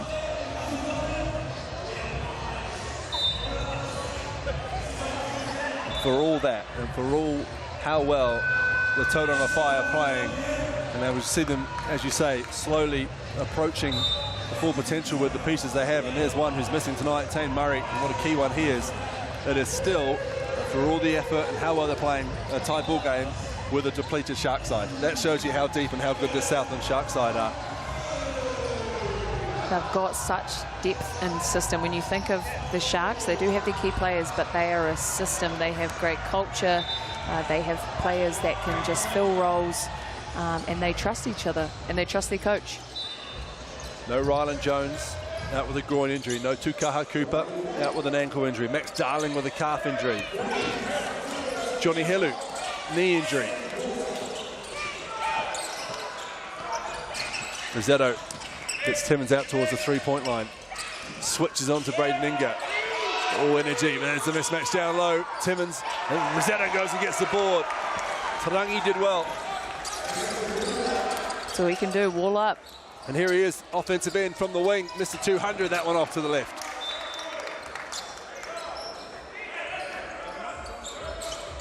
Feels like the Sharks are playing into the physicality that the Whai want them to.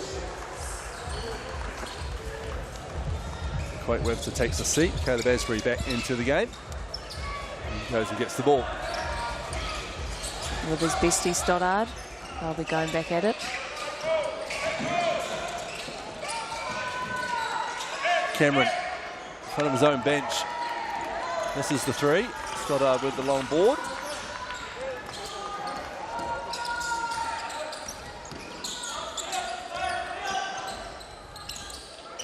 Going to work on Braden Inga, and there's a foul.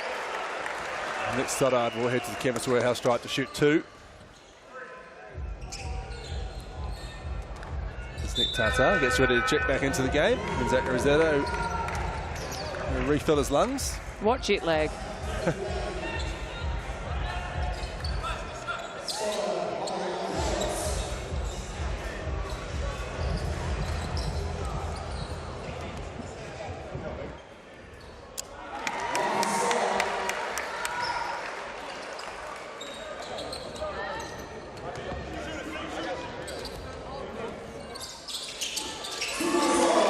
Them both for Stoddard.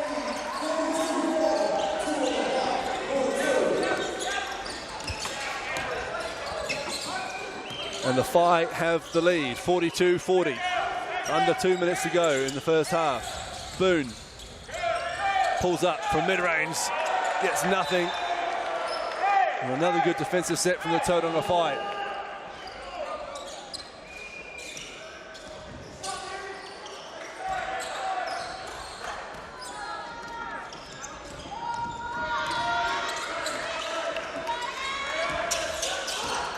Stoddard round the screen.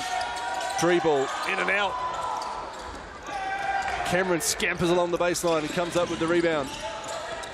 Head on a swivel as he works his way coast to coast. Earns the foul and will go to the line to shoot two. Smart 2-foot shot fake there from Cameron. Knew the defense was going to fly. Might have wanted a quick breather too, perhaps.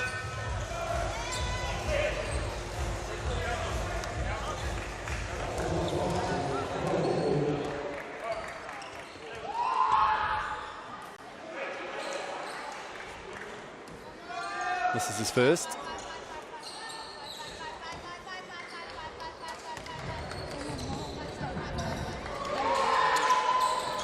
Second one bobbles in for Tobias.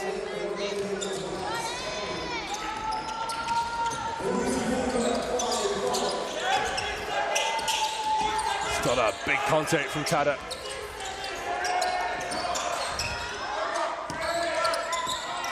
Present round another Tata screen, elevates high. There's a high arcing mid-ranger from Jaden Present. Under a minute to go. And JB has one of the nicest mid-range shots in the country. Cameron misses that one. Good defense this time from Present. Nartai fires it into Stoddard, takes some contact, no whistle, there it is. Foul called. Nick Stoddard will shoot two. Caleb Asbury, the culprit.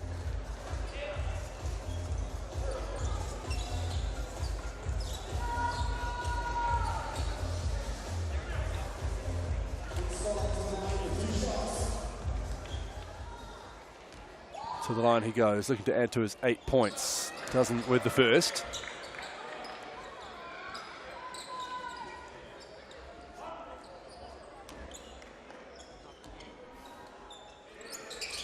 Or the second, off to the right, scampers after his own rebound. And there is a BNZ player timeout from Keelan Boone. Scan the QR code on the screen for your tickets to the big game. Thanks to BNZ. The teams talk it over in their huddles, either side of halfway. The Sharks look like they know what they're doing. No huddle needed. Good way for them to advance the ball. It's under 40 seconds to go.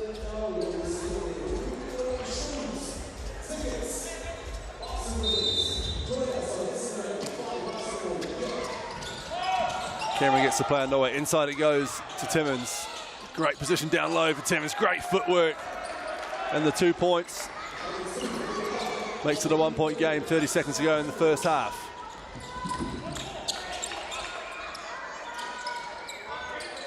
Stoddard and Asbury. Having a battle out there. 5 on the shot clock. There's the foul. Stoddard goes flying. Hits the stanchion. Hits the tripod. He'll have to recollect himself. Shoot two from the free throw line. Second foul on Caleb Asbury, and we have a timeout from the Southland Sharks. Stoddard. He's okay, folks.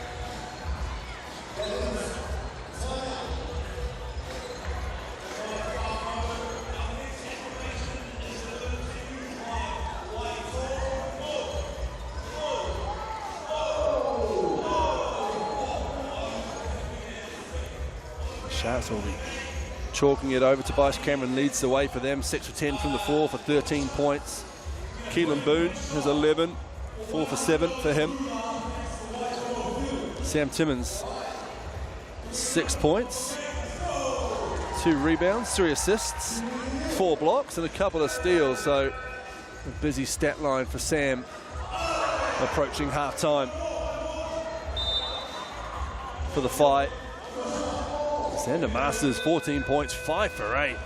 After a fine Rapid League game, showing out in the Souths NBL.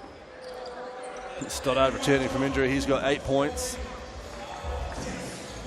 And otherwise, a pretty good spread from the fight. So what has Jonathan Yim cooked up with 13.9 seconds to go? It's Caleb Asbury. Remonstrates with Mikey Graham.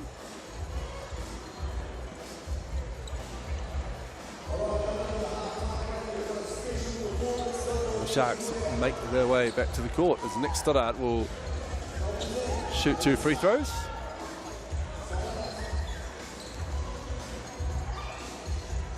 Ever being propelled into the expensive seats. This is the first.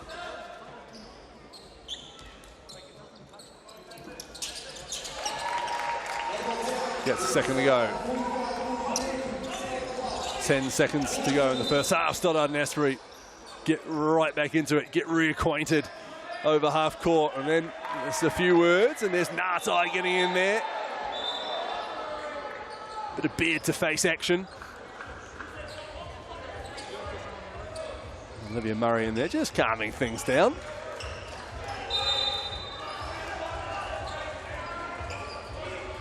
Just a little calm down warning from Mikey Graham. And Stoddard, there we go, bit of contact, something said. And the bearded one didn't like what he heard. So they'll go again with the Sharks, this time with 8.6 seconds on the clock. Looks to throw it off Stoddard, and he does do just that. Second off the clock, the Sharks will go again. Asprey welcoming the jeers and the boos from the Tauranga crowd. Gets it into Cameron. Runs downhill, spinning, fires it over. Inga gets Tarangi to bite. 3-ball doesn't drop. And that will be half-time here at QEYC. And it's the Phi with a slender 2-point lead. 45-43.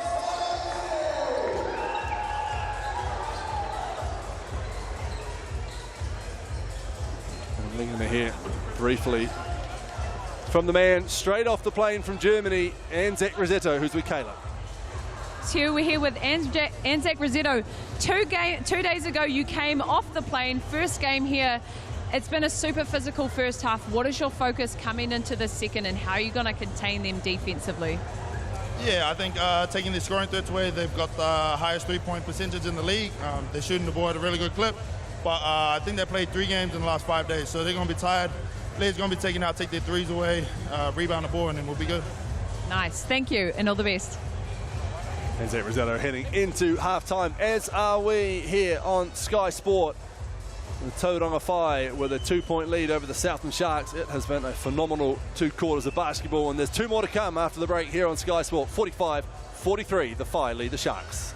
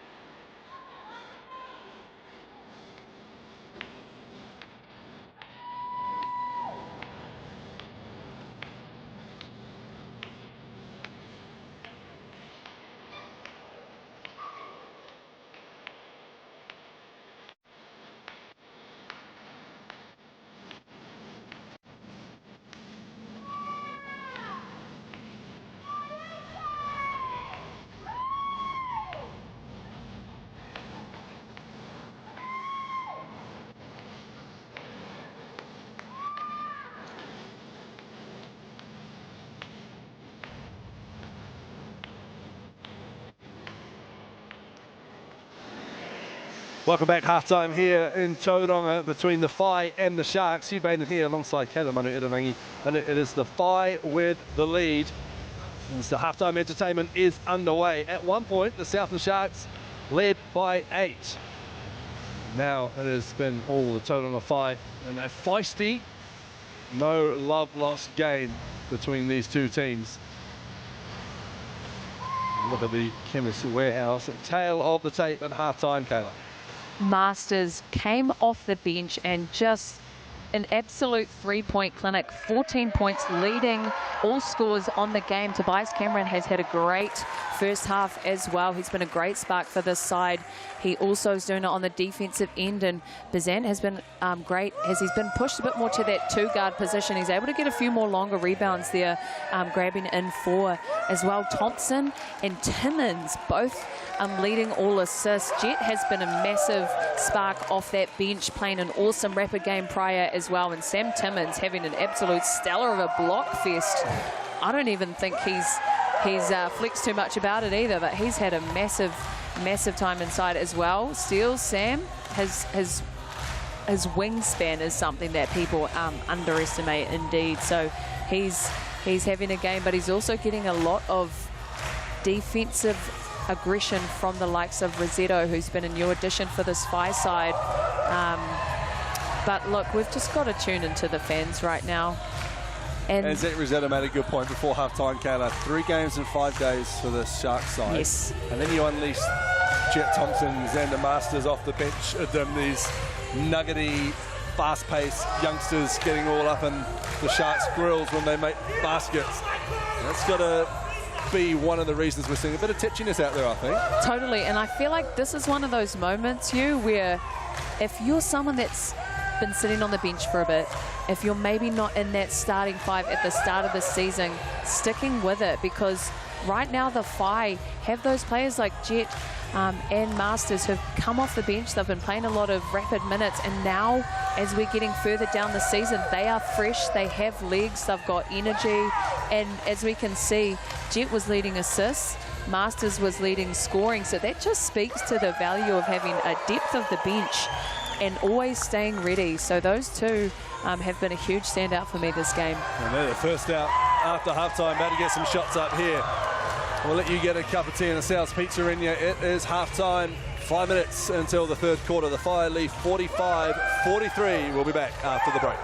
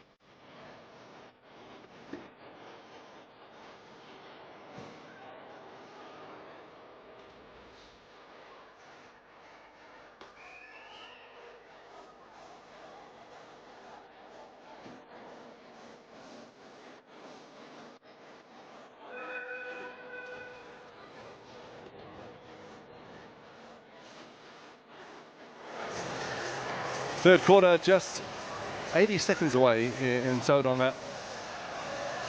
Cuban here alongside Kayla Manu Irarangi, and I'm happy to say, not even a hint of the leak since the Rapid League game.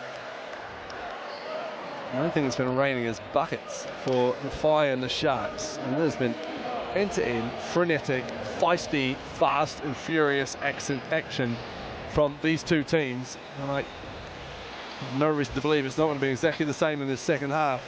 The Tauranga team almost looking like they're ready to fire a warning shot across the South's NBL in 2026. Whether they get the win or not, they're doing it with the way they're playing against one of the standard bearers of the league, last year's grand finalists. Not going to go again with much the same personnel. Same head coach who's just created a great program down in the South. And the great fan bases, Kayla, and the great stadiums, the great staff behind the scenes. I love everything about the Southland Sharks. It's good to see them back at the right end of the league. Maybe don't love the grey uniforms. Apart from that. Apart from that, we're fashion police over here, everyone. Just get greyer the sweatier they get as well. We're underway. It's Caleb Asbury and Nick Stoddart going to reignite things. Cameron going to work down low on Bazant. Bazant thought he'd pop the ball out legally. Sampan thought differently.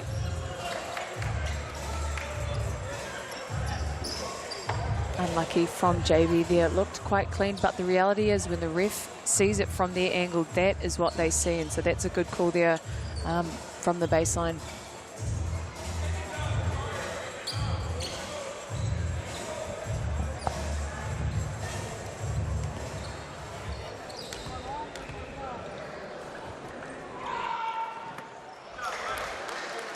Paetimeo tuatahi.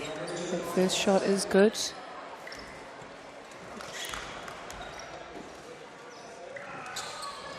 Paetimeo tuaroa. That will push Cameron to 14 points.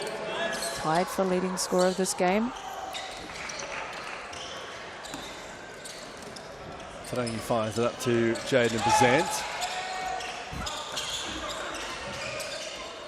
Tata, I think, missed his screening assignment there. To the frustration of Jordan Natai, but here is Natai from the Tata pass from the wing. The three ball doesn't go. Bounces around in there. Cameron flings it over to Asbury. Bounds into the lane and finishes nicely. Reminded me of my triple jump days, actually. It was a little triple jump-esque, wasn't it? Except he can dunk it. Stoddart, got a bit of contact off the ball from Cameron into the midriff of Tarangi, who is not in a good spot. It looked like the shoulder of Cameron. Tarangi is just trying to catch his breath. Looked like Winded, a hard knock.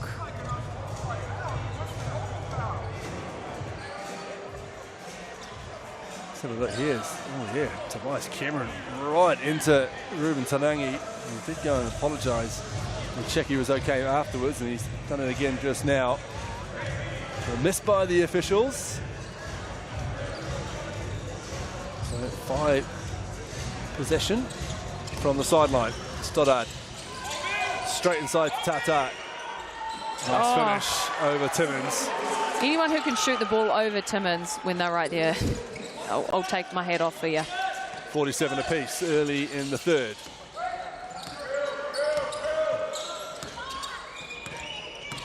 Potentially we're starting just to see some hints of fatigue in the Southland side. Cameron fires it over to Boone in the corner. Natai jumps out the gym. Tata comes down with the rebound. Just a little bit slower back on D, a little bit slower bringing the ball up the court than they were in the first half. Tata gets an open lane, goes, gets the contact on the finish. Keelan Boone charged with a foul. Nick Tata goes to the line. It's not often you see big men like that getting a hang time shot. They'll usually try and weight room it, 2-foot jam.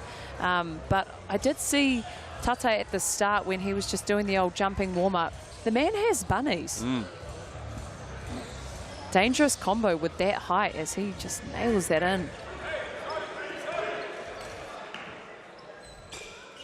Up to 8 points now. Go with 4 rebounds. And he gives his team a 3-point lead.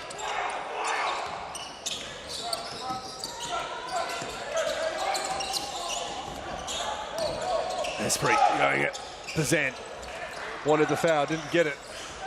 It's tough there. Fai doing a great job on Asbury. Only 7 points on the night. Quick rip from Natai. Gets the contact turnaround. Tried to pass out of the shot. Only as far as Tobias Cameron as Tarangi commits the foul.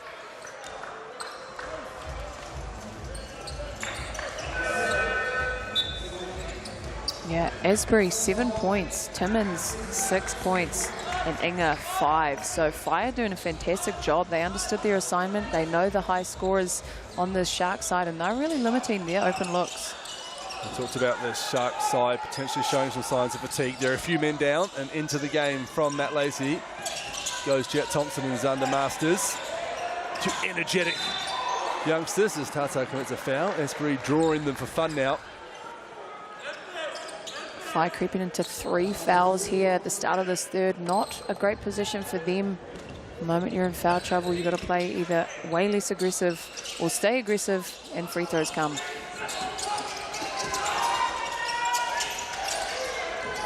Tied up down low, Tata and Timmins. And foul on the floor, Mick Tata. So that is 3 very quick fouls in succession for the fight. As Anzac Rosetta looks ready to come into this game for Nick Tata. Huge opportunity here for the Shark side to punish this Fire team. 4 fouls already in the third.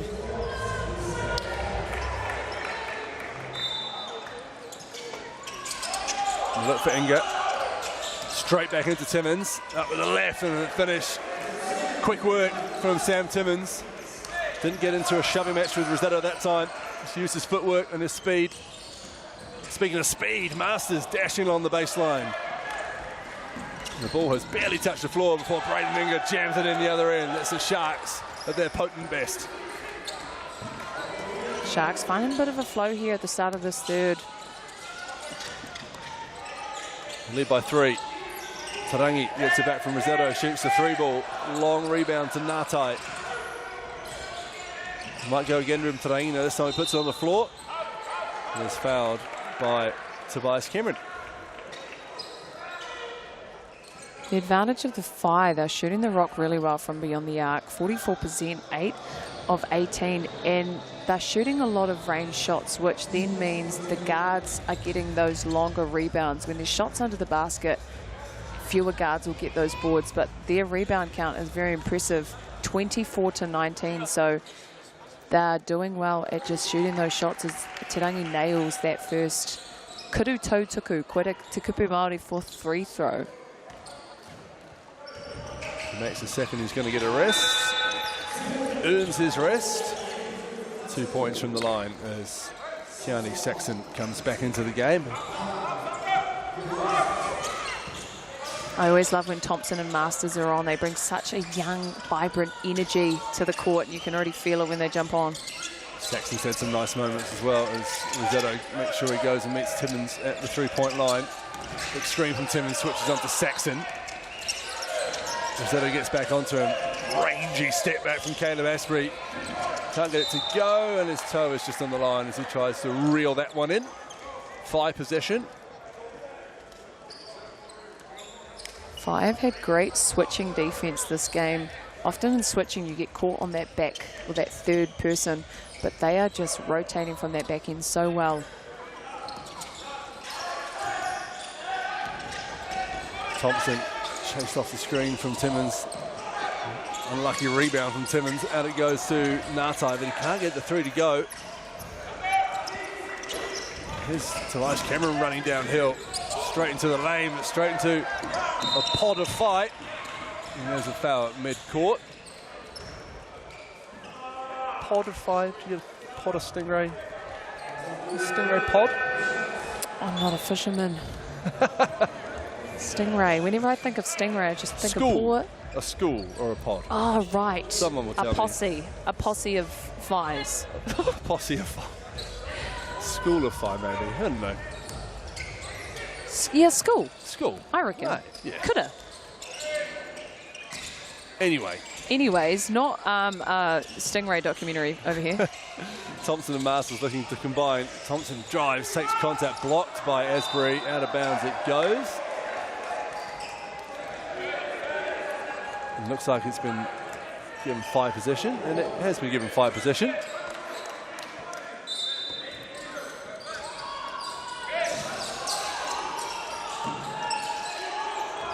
Thompson will go again. Running off to his right. And out of bounds it goes. The fight will go again, much to the frustration of the Sharks. Defense is tiring, but it looks like both these teams have had a chat at half-time around just smartening things up at the defensive end. Yeah, it was getting pretty fast there in that second. It's definitely slowed down a bit here in the third.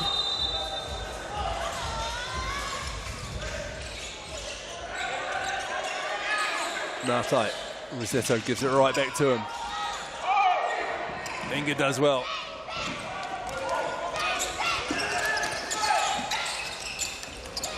Boone, quick hands, somehow recovers, and a typically chaotic finish from Keelan Boone. I think he headbutted the ball when it came out of the rim too. There's a bit going on there. Jeezy brings the entertainment. Oh, Natai loses out of bounds.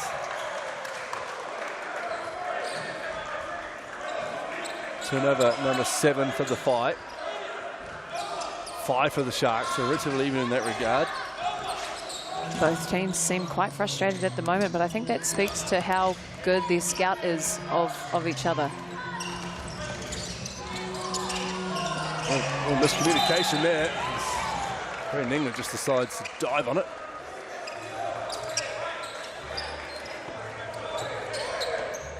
Matt Lacey hopefully asking for a clear path foul there.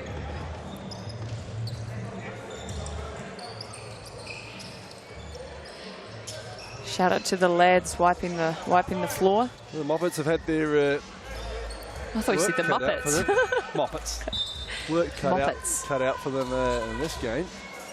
Leak aside. Physical, bodies hitting the floor. It's the highlight of your year if you're a kid, right? To be a towel wiper for the NBL game. Some great NBL players began their careers wiping the floors. One we mentioned already, Dylan Boucher. Oh, yes. Taranaki. Legend. Masters, I should say, gets away. He doesn't get away with the travel. Sorry, double dribble he's called for in the end. That was marginal. I just thought that was really nice. Hezzy, actually, Masters. Sharks bench were shouting every rule in the rule book at the referees. In this third quarter, scrappier than the first half we've seen. Can Asbury do something about that? He can. A three-pointer from the corner, and we have a timeout as the Sharks have a 6-point lead. Matt Lacey and the Fire want to talk it over. It certainly hasn't had the fluidity of the first 2 quarters. Caleb Asbury. It's the last say before the timeout.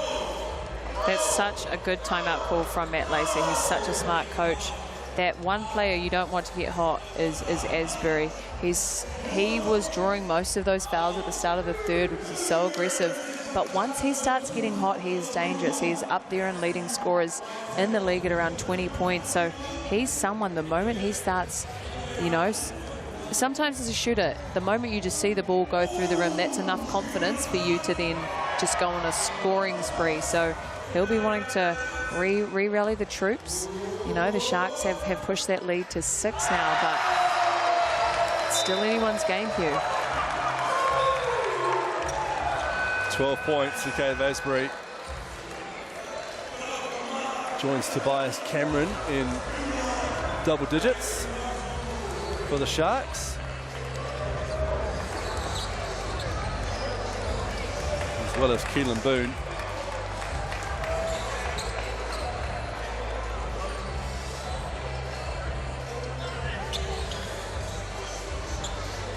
Meanwhile, the Five are just 7 points so far in this third quarter. We're over halfway through it.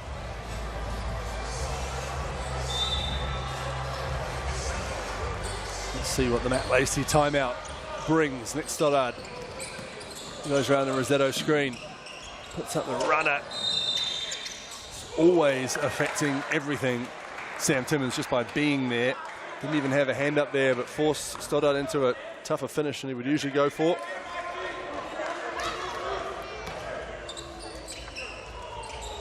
Yeah, Timmins is so good at just being in the right place at the right time, or whether that is just running a lane or filling a space.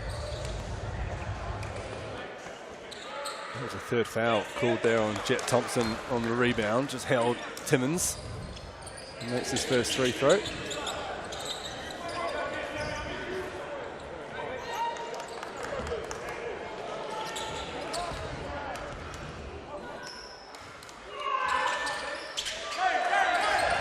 Makes them both. Goes Sam. 10 points for him.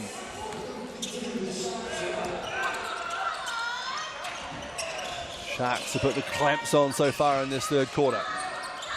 How can the Fire respond? Stoddard. Poked out by Asbury. 5 possessions, 6 on the shot clock.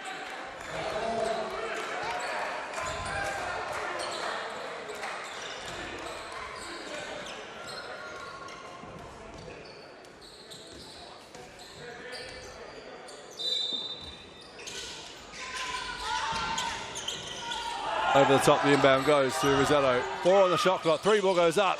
Rolls around the rim. Timmins running in transition. Asbury didn't see him. Skips the ball over halfway.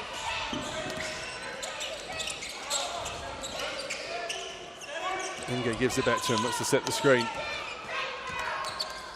Gets the ball in the post. Mismatch on Stoddard. Go to work. Braden Inga. Spins baseline. Easy as you like. Smart from Inga. Getting lower than his defender there.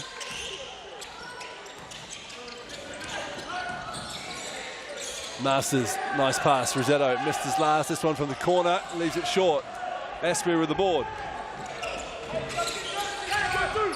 Sharks just putting a little bit of daylight between them and the Fire. Unfortunately, a bit of daylight between that pass and his teammate from Caleb Asbury. Nick Tate comes back into the game, as does Keelan Boone. Rossetto takes a break. I think as you'd spoken to as earlier, Hugh, the fatigue, the on-the-road games is starting to set in for the Shark side.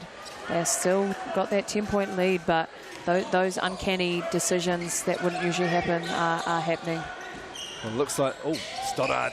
And then Asbury tried to sell that one. The referee's not buying it. Well, they do look certainly more time than they did in the first half, but they seem to be concentrating their energy on the defensive end as Asbury and Stoddard get back into it. Foul called on Stoddard. So smart from Asbury. He saw that there was no help side defense. Everyone else was tangled up on the perimeter defending those screens. So that's really smart, just going to the rack. But Stoddard so easily kissing it off the glass.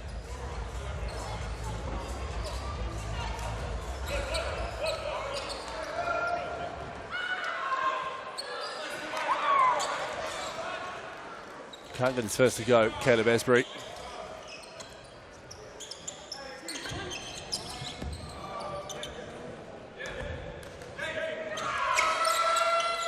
His second miss, Tobias Cameron. He misses as well. Unlucky. That's that fatigue, Hugh. Asbury is the best free throw percentage shooter in the league. He usually hits those. Matt Lacey was about to lose the biscuit at his team there until that one miss, and Tarangi Vetramu draws the foul. Tobias Cameron, the culprit. Second foul on him.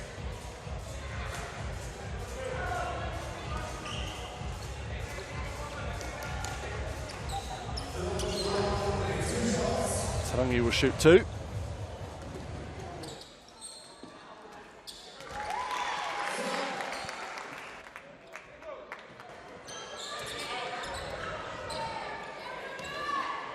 Charlie Saxon getting ready to check back into the game.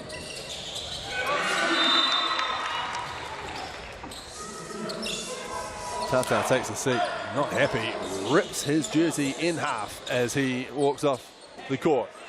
Do they have another jersey for him? Or a seamstress. Or a seamstress.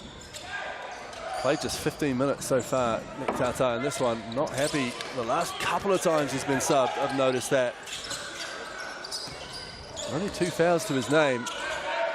Something going on there. As Saxon comes out, gets a bit of contact on Cameron, and eventually the whistle was called. I think what coach would have said to the Sharks boys is to drive the hip. When they hard hedge those screens, keep driving at their hip, because that foul will get called, and that's what we're seeing. We're seeing them aggressive on that drive. And the bonus.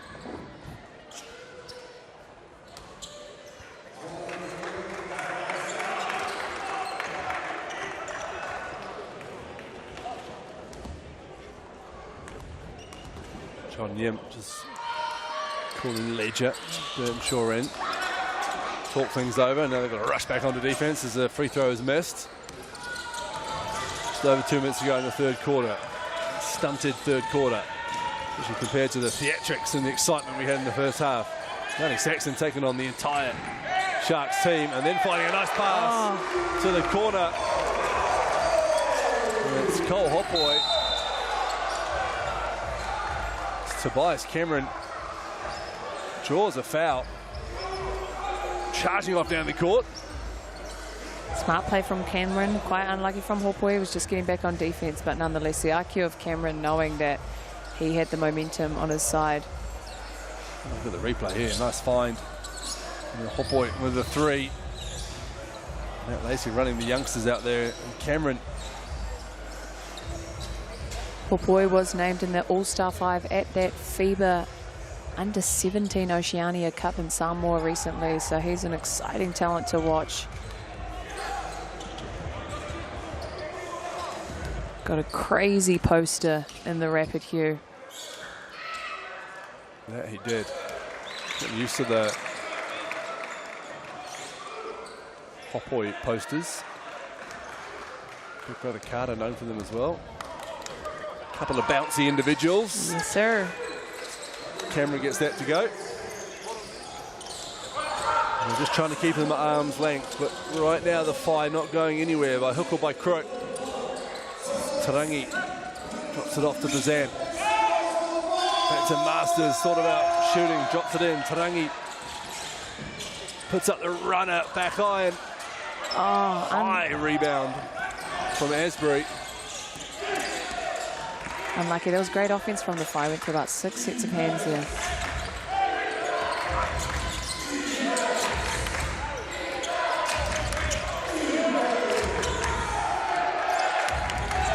Five on the shot clock. Asbury can't get it to go. Whai will be happy with that defensive set. Masters off. Saxon on his right. Hopboy. Yeah, great defensive set there from Hopboy. One-on-one against Asbury. Inside to Tarangi. Burtonshaw on him. Masters. Three ball. Yes, Down sir! it goes. Under Masters. Something out of nothing for the Tauranga Whai. 2-point game. 40 to go in the third quarter. Let him cook. Masters has been draining threes all night, ladies and gentlemen. Cameron fires it straight into the Whai bench. Ledger not where Cameron thought he would be. Can feel the shift in momentum here as Whai. Really energy in the building as well. Absolutely, a lot of confidence. You know, the power of hitting that three. Masters has been so good at being that insertion of energy and spark. 17 points now. And the Masters after a stellar free throw, rapid league showing as well, I should say. There's Bazan, an extra pep in the step of the Whai now. And there's the captain, Jada Bazan, all the way to the cup. My goodness. Tied ball game as the clock winds down in the third quarter.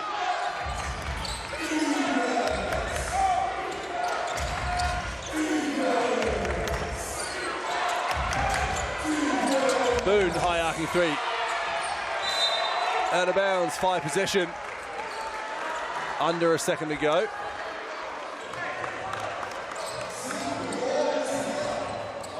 brief discussion whether to take the player timeout, and the decision is not to. And Jaden Bazant will put up a 3-quarter court heave.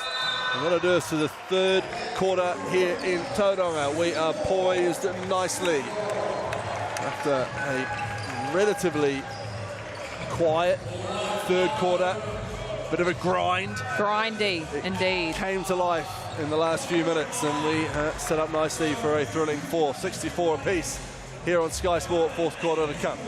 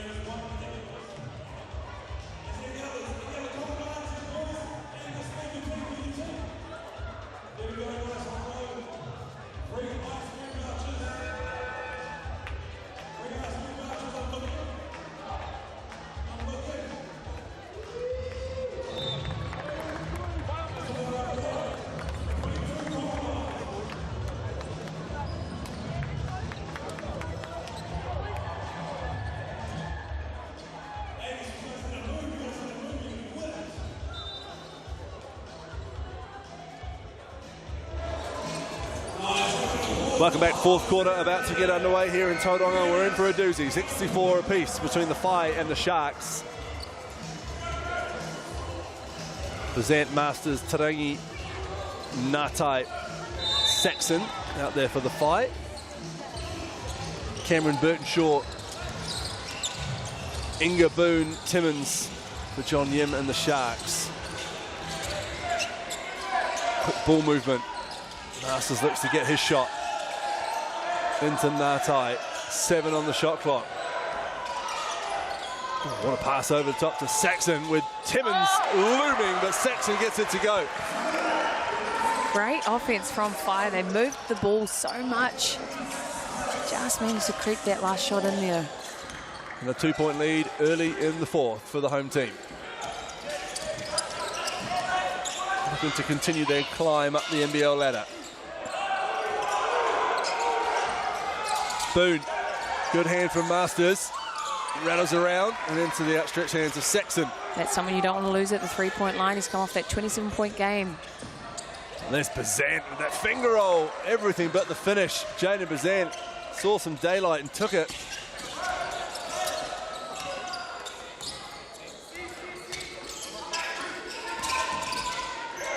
Into Timmins. Tarangi with the help. Surrounded by them. There's Timmins. No look pass. Burtonshaw. 3. High off the back iron.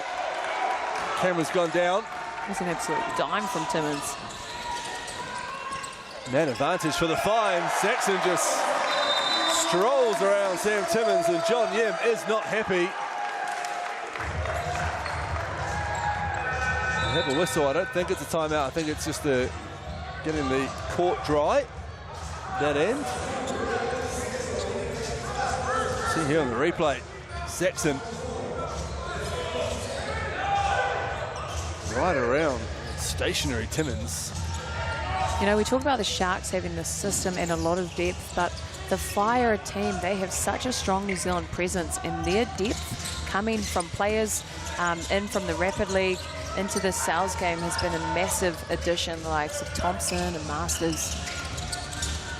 Well, they have designs on winning the championship this year. I'm sure Matt Lacey-Wills. Caleb Asbury drains the 3 from the corner. But you've got to say the future looks bright for the Whai. Asbury. How did he keep that in? I blinked and he was on one end of the floor. Here he is, Pep in his step for sure. Elevates from just inside the paint. Can't get it to go. Smart rebound from Ngatai. Just taps it down to Bazant. Saxon just leaves the ball behind. Cameron striding into the lane, finishing. Rosetto gets ready to check back into the game. As does Stoddart.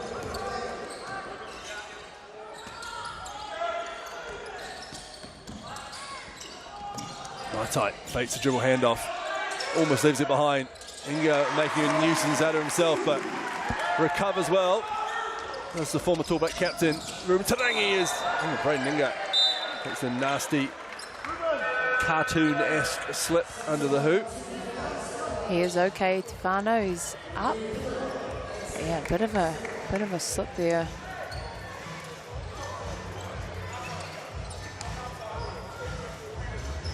That would annoy you. All that effort. Out sprint to Ruben Tarangi, getting the ball and slipping. Not your fault, Braden. Unfortunate. I'm just glad he got up injury-free.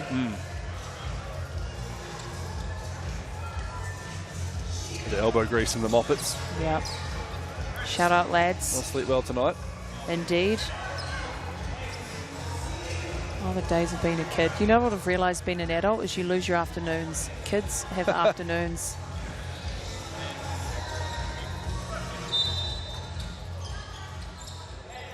Back underway. Just over 7 minutes to go. Tight affair here in Tauranga on a Wednesday night. A rainy Wednesday night. Rosetto looking to thread the pass through to Ngatai. Blocked by Boone. Here's Asbury. Man possessed in the last few minutes, and there's another 2 points for Caleb Asbury. Looking to put the Sharks on his back. They lead by 1.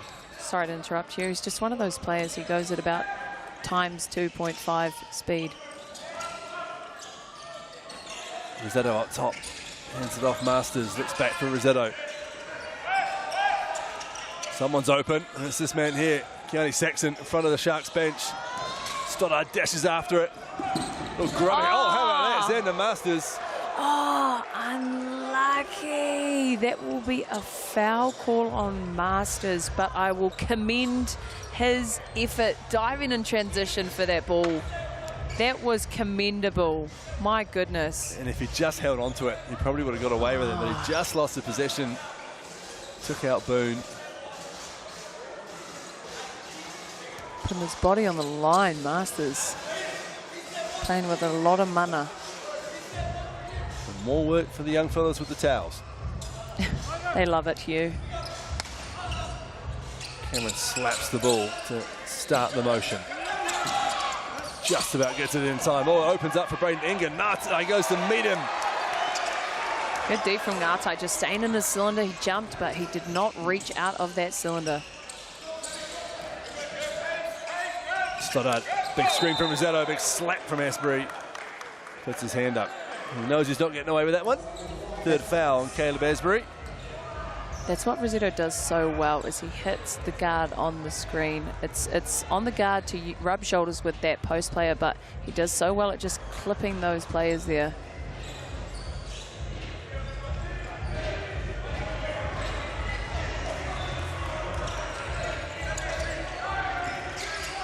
Masters inbounds to Saxon. Looks to go get it straight back. It's been lively all night. And I mean all night, Xander Masters. Rapidly to the South NBL game. Foul there. That was the first block I think Sam Timmins has actually jumped for. Of his 6 so far. That one won't count. Foul first. Rosetto absolutely swarmed inside by 3 grey shirts. Popoy and Tarangi back into the game. Haven't seen Nick Tata since his Woodrow. Incredible Hulk-esque rip of the jersey.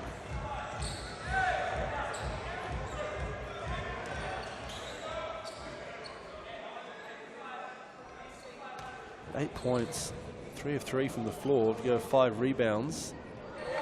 2 fouls did Nick Tata. Could sense just a little bit of frustration, maybe missing some offensive assignments out there off the ball from his teammates. Might be some way to explaining why Matt Lacey hasn't gone to him so far in this fourth, as Rosetto makes both free throws and gives the Fire a 1-point lead. Got a nice new jersey on though. Nick Yes. Carter on the bench, so he's ready. Zeta wins that one in the chest. Asbury kicks the foot out, wants a foul, doesn't get it. Gets 3 points though. Asbury's one of those players you probably don't want to make him mad, otherwise he's probably going to drop a 30-piece. He's got a real late great Kevin Braswell vibe to him in that sense. Indeed. He's up to 20 points. Here's Stoddart. Hard show from Timmins and an effective one. But hey, how about that? Nick Stoddart says, I got a 3-ball in my locker too, Caleb. He answered the call.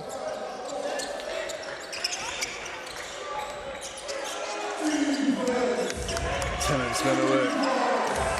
Two big, strong men. Who's going to win that battle? Great defense from... Eventually a whistle out of bounds it is. Rosetta wins it. Double fist pump to the crowd, struts his way up court. Yeah, talk nice to him, Rosetto. Talk nice to him.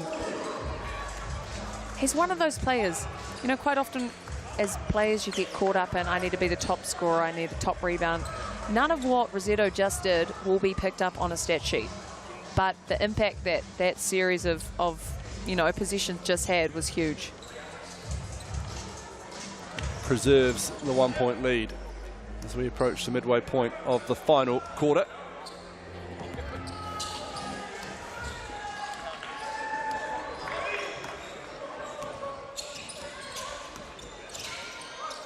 Stoddart finds Tarangi. Goes to work on Inga. Quick first step, quick second step. Oh, Ruben Tarangi turning back to 200 games. No idea how he got through that gap, but he managed. Tarangi. Up to 11 points. Tallback teammate Jordan Natai ready to check back into the game. Foul called on the hard show from Rosetto.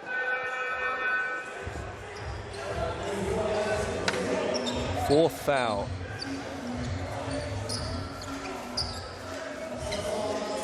It's Hopboy who takes the seat. It'll be 3 personal fouls for Rosetto. And it's County Saxon Matt Lacey's going to go to. Asbury, Rosetto's got to be careful. Inside it goes to Timmins. Goes to Inga, good ball moving from the Sharks. Braden Inga, everything but the finish. Rosetto almost with the rebound. Somehow Tobias Cameron gets it and scores and earns a trip to the line. Jordan Natai correctly called for the foul. Bit of a hip check, as we'll see here. Rosetto almost got it, slip. Cameron making a mess and a nuisance of himself, crowing about it too. Great to see Tobias Cameron. Gosh, it feels like a bit of a hybrid sevens game out there, how physical. It's been a lot of bodies on the floor, and my gosh, our Tau boys have really put to work tonight. We almost need to pay them for their service tonight. I'd say just give them lollies, but I'd feel for their parents. Yeah, nah, no lollies past 8. That sugar high will be running. I say about the officiating though, they set the stall out from the beginning as Cameron and Tarangi clash in mid-court. Good call there from the ref. It's been physical from the start. It has been. It's not like the officiating has wavered in that regard. They set the stall out early. They're letting some physicality into the game, and we're here for it. Third foul on Tobias.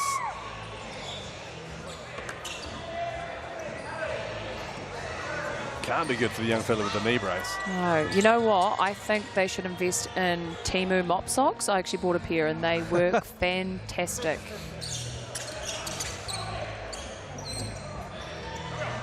Tarangi to inbound from right in front of the commentary bench. Stoddard it is.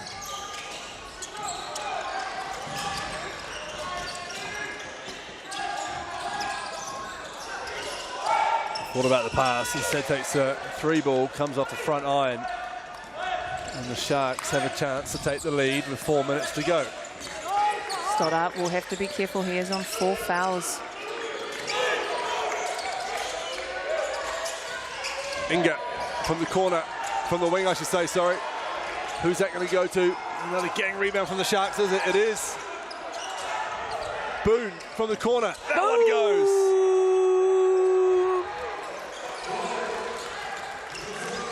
Boon's clapping. You got that dog.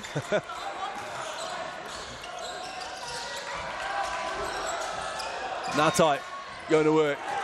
Timmins does enough to affect the shot. Sharks lead by 2.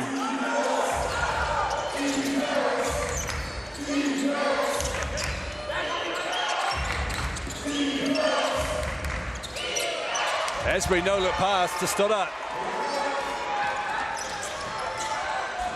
Smart from Stoddart, just keeping his team cool, calm and collected. Went to Tarangi, the pass wasn't great though. All about the 3, puts the ball on the floor, might go to work here from Tarangi, spins, Timmins lurking, no whistle, Inga does well and comes down with the board.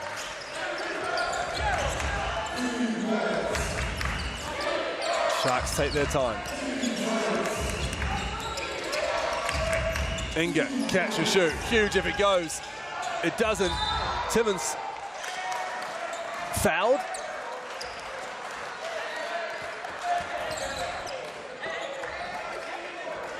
Foul called on Keani Saxon.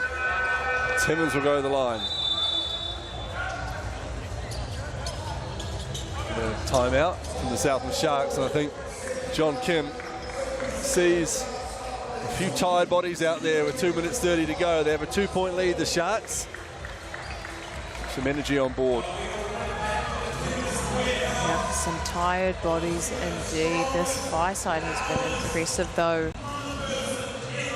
Massive if they can push the lead here on the second place Sharks team. But you're right, Hugh, it's been very aggressive this game. In addition to tired bodies, the aggression has been obvious. We've had lots of fouls. Both teams have had many trips to the free throw line. Sharks have gone 22 times in the 5-14. So that's a 22-12 foul count. Yeah. At the moment, the fight charged with 22 fouls. Sharks with just 12.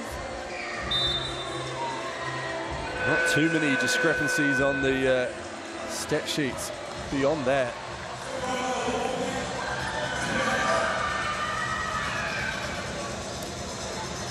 Seven blocks to 3. 7 blocks to the Sharks. Primarily Sam Timmins, I'd suggest. Interesting stat is the 5 have 16 assists and the Sharks have 11. Typically, the Sharks have very, very high assist rate, and the 5 have less because they usually create their own shots, but it just speaks to how well they're moving this ball tonight. And no Ryland Jones either for the Sharks. Good point. The primary playmaker. Cameron drops into Timmins. Inga. Izzetto switches onto him. Back he goes to Timmins. Here are the 2 big men. Timmins puts it on the floor, goes to work, puts up the push shot from the elbow as time expires on the shot clock. Roars out into the Tauranga night. Samuel Timmins, look, he is a nice guy, but that wasn't very nice, Sam. Why'd you do it to him? The real Dame Val shot from Big Sam. What can the Fire do? They trail by 4. Zan all the way to the cup. Thought he got some contact. Couldn't get the finish. Asbury skipping his way up the court. Timmins comes, sets the screen. He wants it down low to Sam. Asbury fires from the mid-range, in and out. Ngatai with the board. Great ball movement from the 5. Oh, Son of Masters again. 20 points for the young man. Tobias Cameron going all the way. Net by the Prince of Porinua. Slaps it out of bounds. I'm sorry for our whānau at home. I did not mean to yell directly down the mic, but that was an absolute blocker. The bench is up. The crowd is going. We just watch that again. Ngatai, the tall black.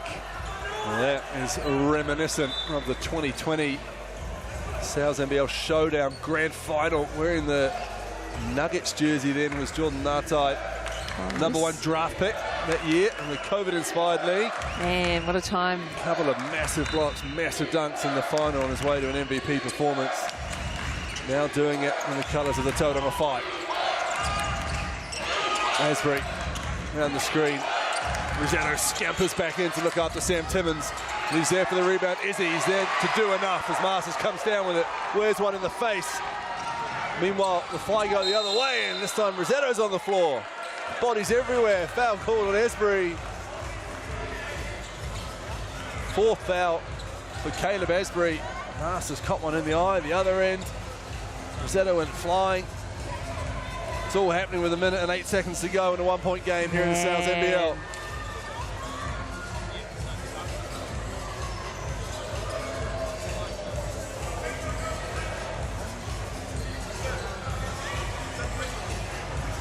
Look here, it's Boone who got Masters on the face, and then Rossetto and Asbury just got tangled up. And they have timeout called by Matt Lacey just in time before the inbound. Man, what a run. From the Masters 3 to the Ngatai block. This Whai side are looking strong here. There it is then, the Masters 3, left the arm up there.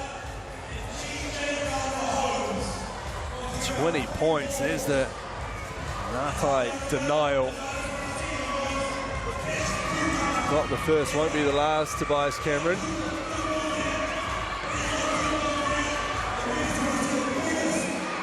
Seven for 11 from the floor for Xander Masters. 6 for 8 from beyond the arc. He's also chipped in with 5 rebounds and an assist and a steal as well. Have a game, young man. Can I just jump in there, Hugh? A stat that's sticking out hugely right now is bench points. Get this, Shark bench points, 3. 5 bench points, 39. That is huge. That is depth right there. Well, that's a team without Ryan and Jones, without Max Darling, without Tukaha Cooper. It shows you how good this Sharks outfit are under John Yim. The Whai here to play. They play like this, they'll challenge anyone in the league in 2026. Out they come, 1 minute 8 to go. Sharks up by 1.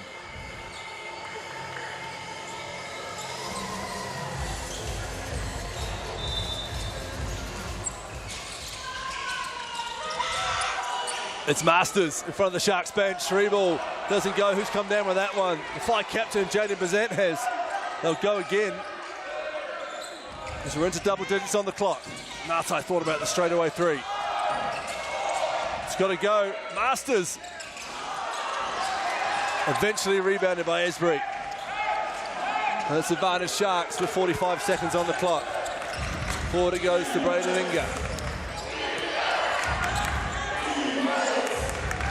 Asbury takes a deep breath. Timmins with the screen. Boone, contested 3, off to the right, rebounded by Rossetto. Huge board from Rossetto as JB will run this clock out, try and get 1 if not 2 final shot attempts. It's about a 2.5 differential between the shot clock and the game clock as Bazant is fouled. It doesn't go. He'll go to the line to shoot 2 and potentially give his team a 1-point lead with just under 11 seconds to go. Great point guard leadership there from Bazant. He ran the clock down. Typically with that kind of time, you want to shoot that shot around 8 to 10 seconds so you can have the second attempt, but drawing the foul is huge as he just worked his way off that screen. Snake dribble with a little off-foot fadeaway.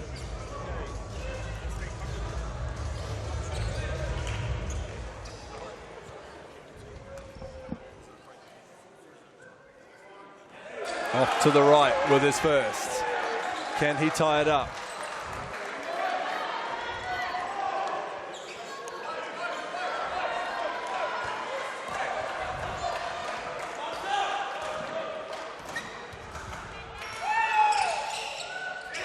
He can. Huge work from JB. Gutted he missed that first one, but nailed the second one. 81 apiece, Hugh. Timeout, Southland Sharks. Really interested to see what they draw up here, Kayla. Who are you going to, Hugh? Your coach, who are you going to? I think the ball's going to be in Caleb Asbury's hand, and he's going to make the best decision he can. I'd agree. I think Boone will relocate. He'll be on the perimeter somewhere. I think Asbury will have the rock in hand, and him going one-on-ones against anyone is a great shot. We've got the likes of Timmins inside. Probably involve a large screen from a large man. A large screen, large man.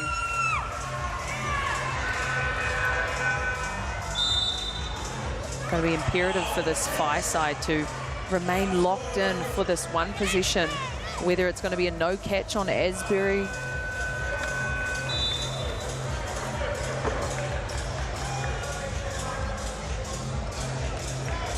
A full deny, perhaps. 81 apiece. 10.6 seconds to go in regulation time. It's Boone to inbound. Asbury, Cameron, Timmins, Inga out there for John Yim.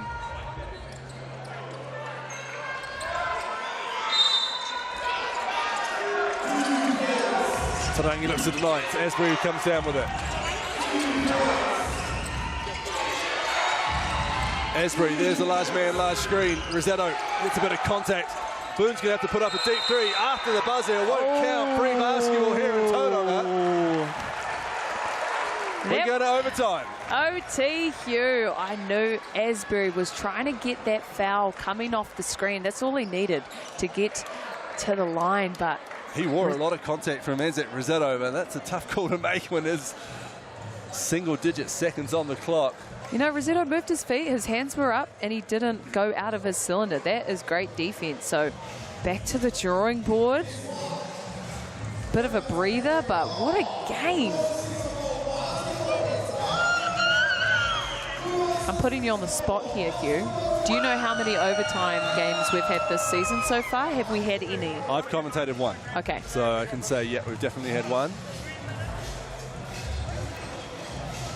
That was in Hawke's Bay just a couple of weeks ago. Yep. On the day that Paulie Hanade's jersey was retired and raised into the rafters. Another legend of the game. Yep.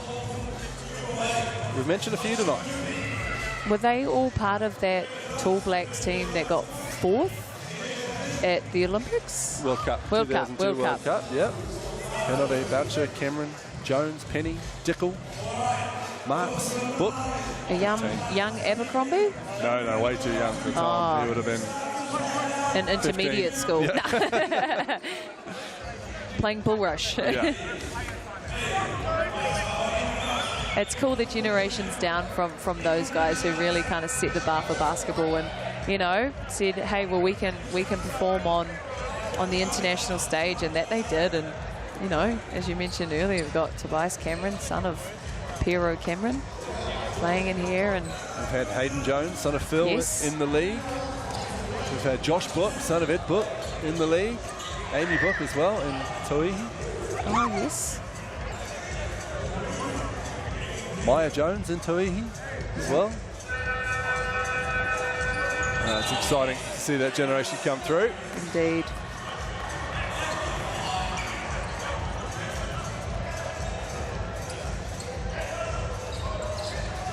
Five minutes on the clock. Overtime basketball. 81 apiece. Potentially the last thing the Southland Sharks wanted after 3 games in 5 days.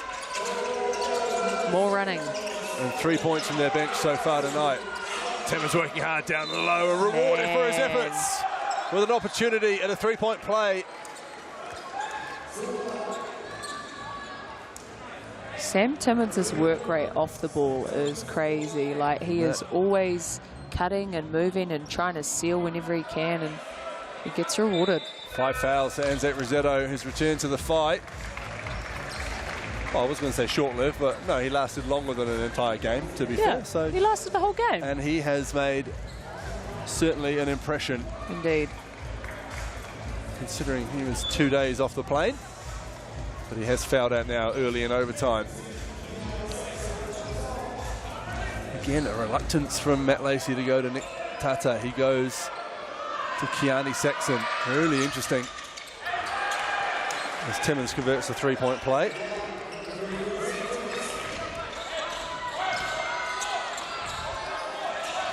Oh, big screen from Saxon. You never know if it's Saxon or Cameron who makes the contact. Oh, Tarangi, that one just slipped through his fingers, off his leg, out of bounds. Sam Pan, I think, just giving Cameron a bit of a warning. Watch where you're going when you run through those screens. Timmins and Saxon caught up. Stoddard read it well, comes away with a steal, and there's a foul on Big Sam. Saxon is doing so well defensively on Timmins. Another big that works super hard off the ball. Third foul for Timmins.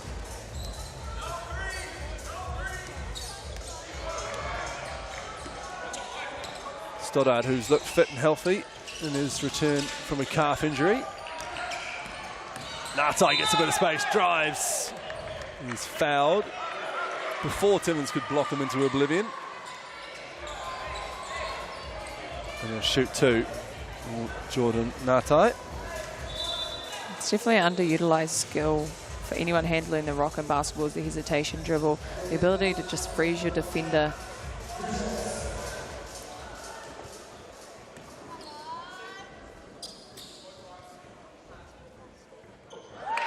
Kamo te wehi.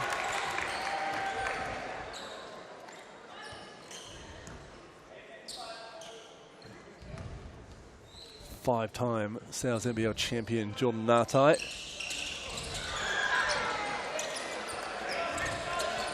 Also an Australian NBL champion.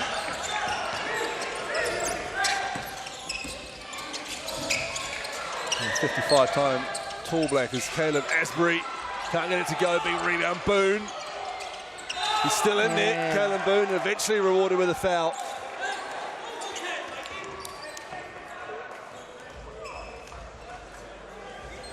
Keani Saxon called for it, that's his third. Not afraid of the physicality inside is Saxon.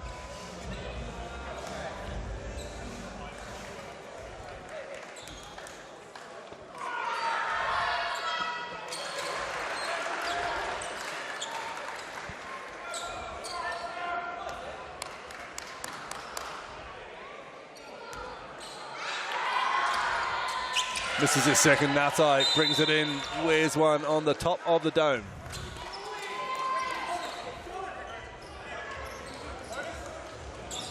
Third foul on Boone. It's the Whai who will head down the other end of the court. As John Yim takes a seat in frustration after yelling, "What are you doing?" Be some sore bodies tomorrow morning, that's all I can say here. Yeah, both teams leaving it all out there tonight, that's for sure.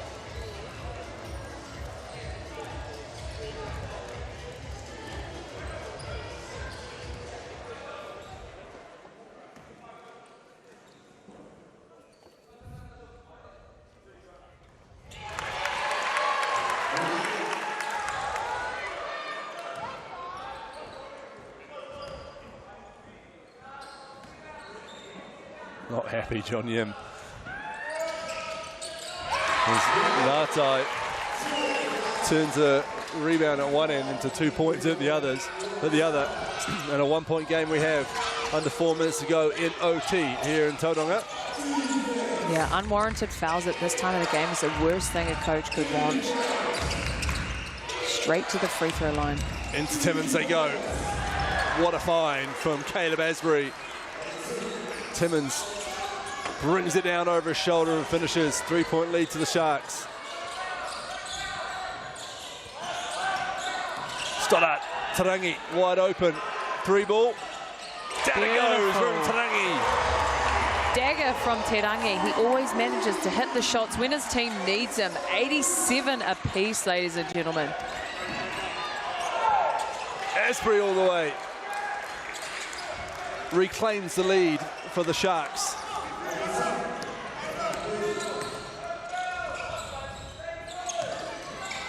Stoddart skips back into a three of his own, and he makes it. Stoddart got a bit of a shove in the face that last play. I think that was him just answering back. Again, Asbury all the way to the rim, and again he finishes. This time he's fouled.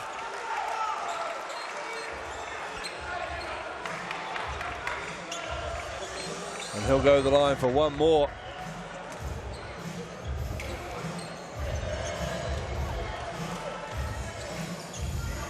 Just a miscommunication there. Masters, Saxton leaving Tarangi exposed.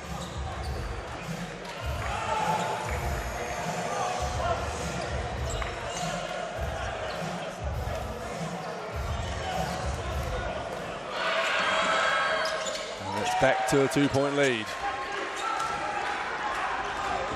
Finger down in the backcourt. Slow to get up, so momentary advantage, and there's an offensive foul on Tarangi for the screen. Third foul on Tarangi. And momentum killer there from the Whai. They'll be looking to pick up that pressure defensively whilst not fouling. Asbury looks dead on his feet out there in between every play. But when he's playing, he looks fine. It's been wheeled on by John Yim. And, takes out another Sam foul. Pan, and we have a foul. This time it's Nick Stoddart. That has been physicality catching up with everyone. 5 fouls to Nick Stoddart. That's his night done.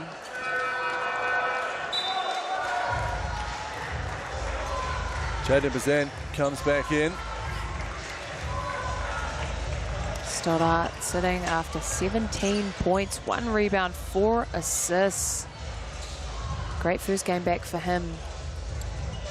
But no doubt he'll be gutted he can't finish this game out.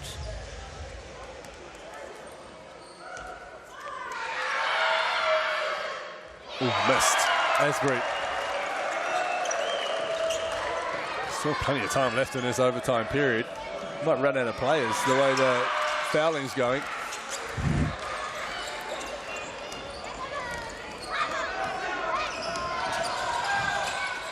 Present replaced Stoddart. Here he is, the Whai captain, back playing in his hometown. Ngatai drops it into Tarangi. Fires it over, Present. Pass fake, down the lane. Tarangi, one on the shot clock, it's got to go, it's Masters again. Waved off, it didn't go in anyway. That stretch 2-3 is so hard. Offensively, the Whai doing a good job moving the ball, finding that weak side skip, but that Shark stretch zone is tough to find a shot through.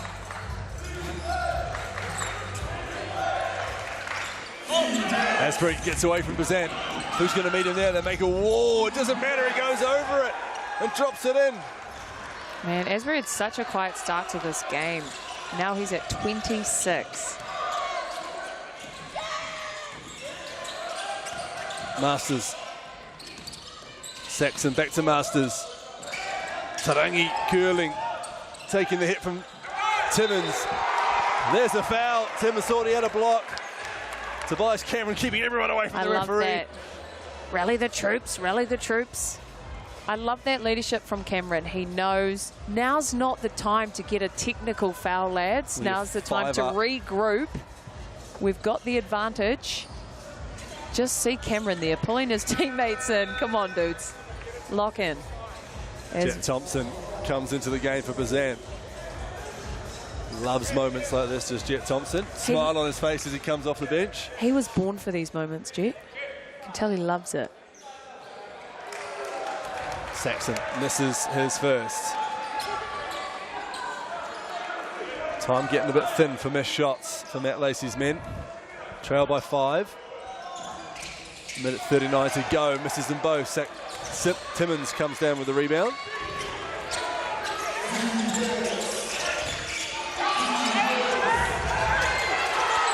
Eight-second violation. Matt Lacey screaming for it. Timmons going to work on Saxon. No look pass. Cameron in front of the 5 bench. Big rebound, Kalen Boone. Loses the ball though as he went up for the putback. I think Jet Thompson got a little hand in there. Here is Jet Thompson. It's a hard show from Timmons. Ngatai steps into a three. Jordan Ngatai. That's huge confidence from Ngatai, who's been 5 on the game. Super quiet scoring game, but hits a deadly 3 when it matters most. He was 0 for 4 from beyond the arc until that point. 2-point game. Asbury, can the Phi get a stop? Timmons deep. Cameron driving whistle, out of bounds. The Phi fans are happy about that one as Tauranga does such a great job moving his feet. Great little defensive spurt there from Jet as Bazant comes in for his offensive mindset that he brings. 39 seconds to go in overtime, 2-point game.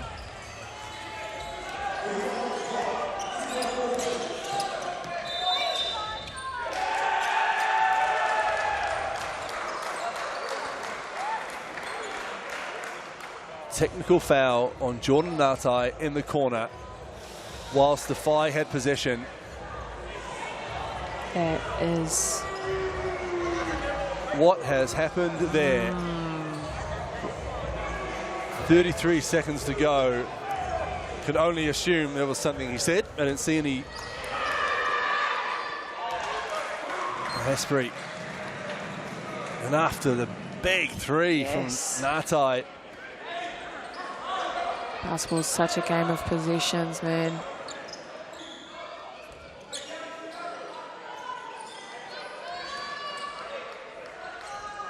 So now 3 points, the difference.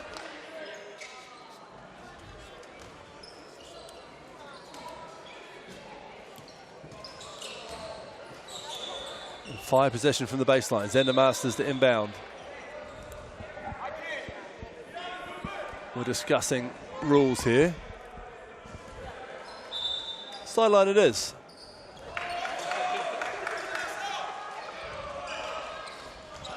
So Jordan Ngatai goes over to inbound the ball. Tarangi puts up a 3 early in the possession, rebounded by Cameron. And there's a foul on Xander Masters. Smart foul there. It's never ideal to foul, but in that situation,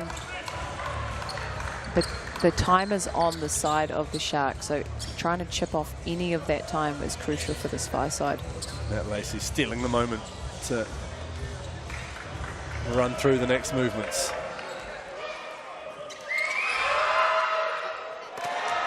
Meanwhile, Tobias Cameron tacks another one onto the lead. At the other end of the court, Caleb Asbury just trying to keep himself moving. He makes them both, does Tobias.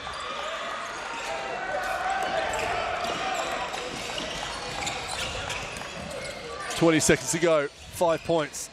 Ngatai loses it, regathers, puts it up, that's going to be short.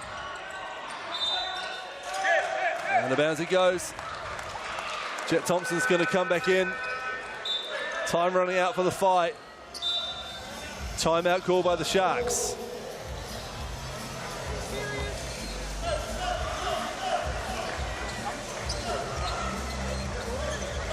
.98-93, Kayla. Yeah, got some deflated looking Phi players walking back to the bench, but I loved how Tauranga was running back, trying to pat his teammates on the back. 5 points, 11.6 seconds. That's tough to come back from. I won't say it's not possible, because it absolutely is. You can get a 3, you know, fouled 3, go to the free throw line, get another steal. But yeah, perhaps too little, too late. Crucial moment, that technical foul on Jordan Ngatai. Just so hard when it's unrelated to the actual play happening.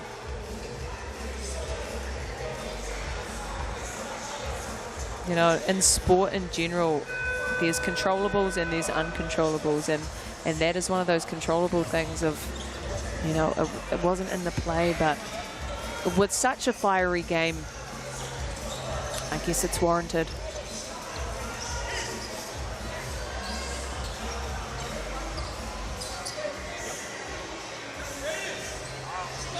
The Sharks boys are going to sleep well tonight, that's for sure. Indeed.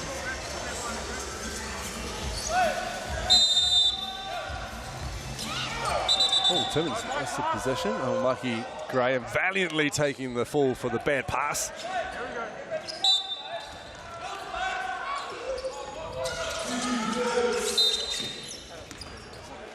And we have a foul here. Ngatai. The intentional foul on Keelan Boone.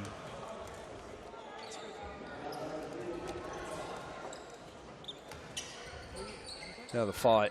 I'm hoping on a Boone miss.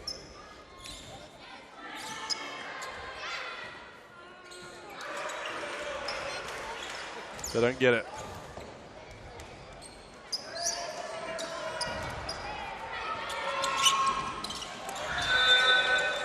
Timeout fight.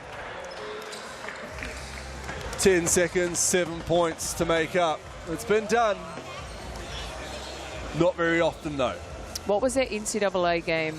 I think it was like 6 or 7 years ago, or maybe 6.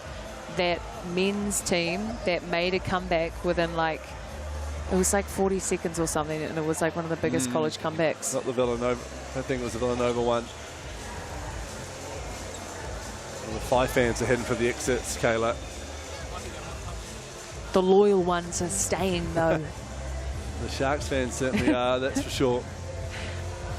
I reckon Sharks watch parties would just pop off.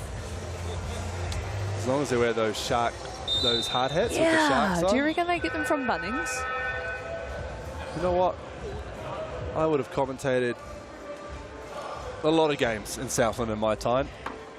And not once has Jill given me a Shark hat. You know? Brutal. One day here. Awesome atmosphere down at the Shark Tank.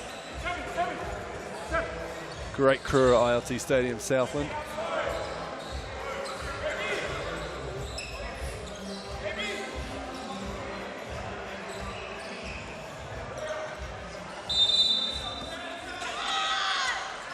Masters inbounds Tarangi to the corner. The worst person possible standing in front of him to try and shoot that three, Sam Timmins.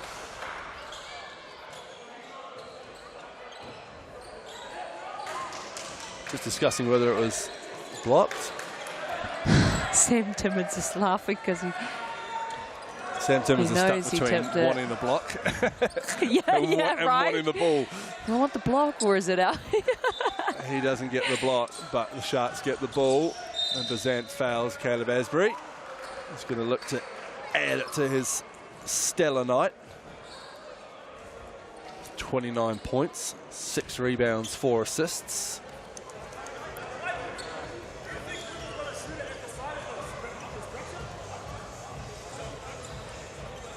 Still discussing the potential missed block.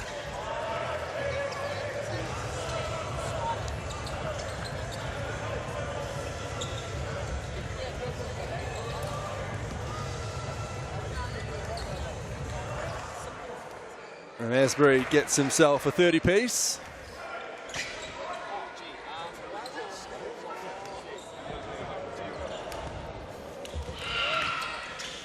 The Sharks team is already dangerous. And you add in the pieces they've still got to return. As Andrew Masters gets himself another 3. Cap off a fine personal night for him in both the Rapid League and the NZNBL game. 23 points for the youngster, but it's a win for the Southland Sharks. 102 to 96. The Sharks beat the Phi late night on a Wednesday in Tauranga. From myself, Hugh Bainett, and Keita Mana Irarangi, and everyone at Sky Sports, thank you for your company, and we'll do it all again next time on the NZNBL. Ooh, ka kite.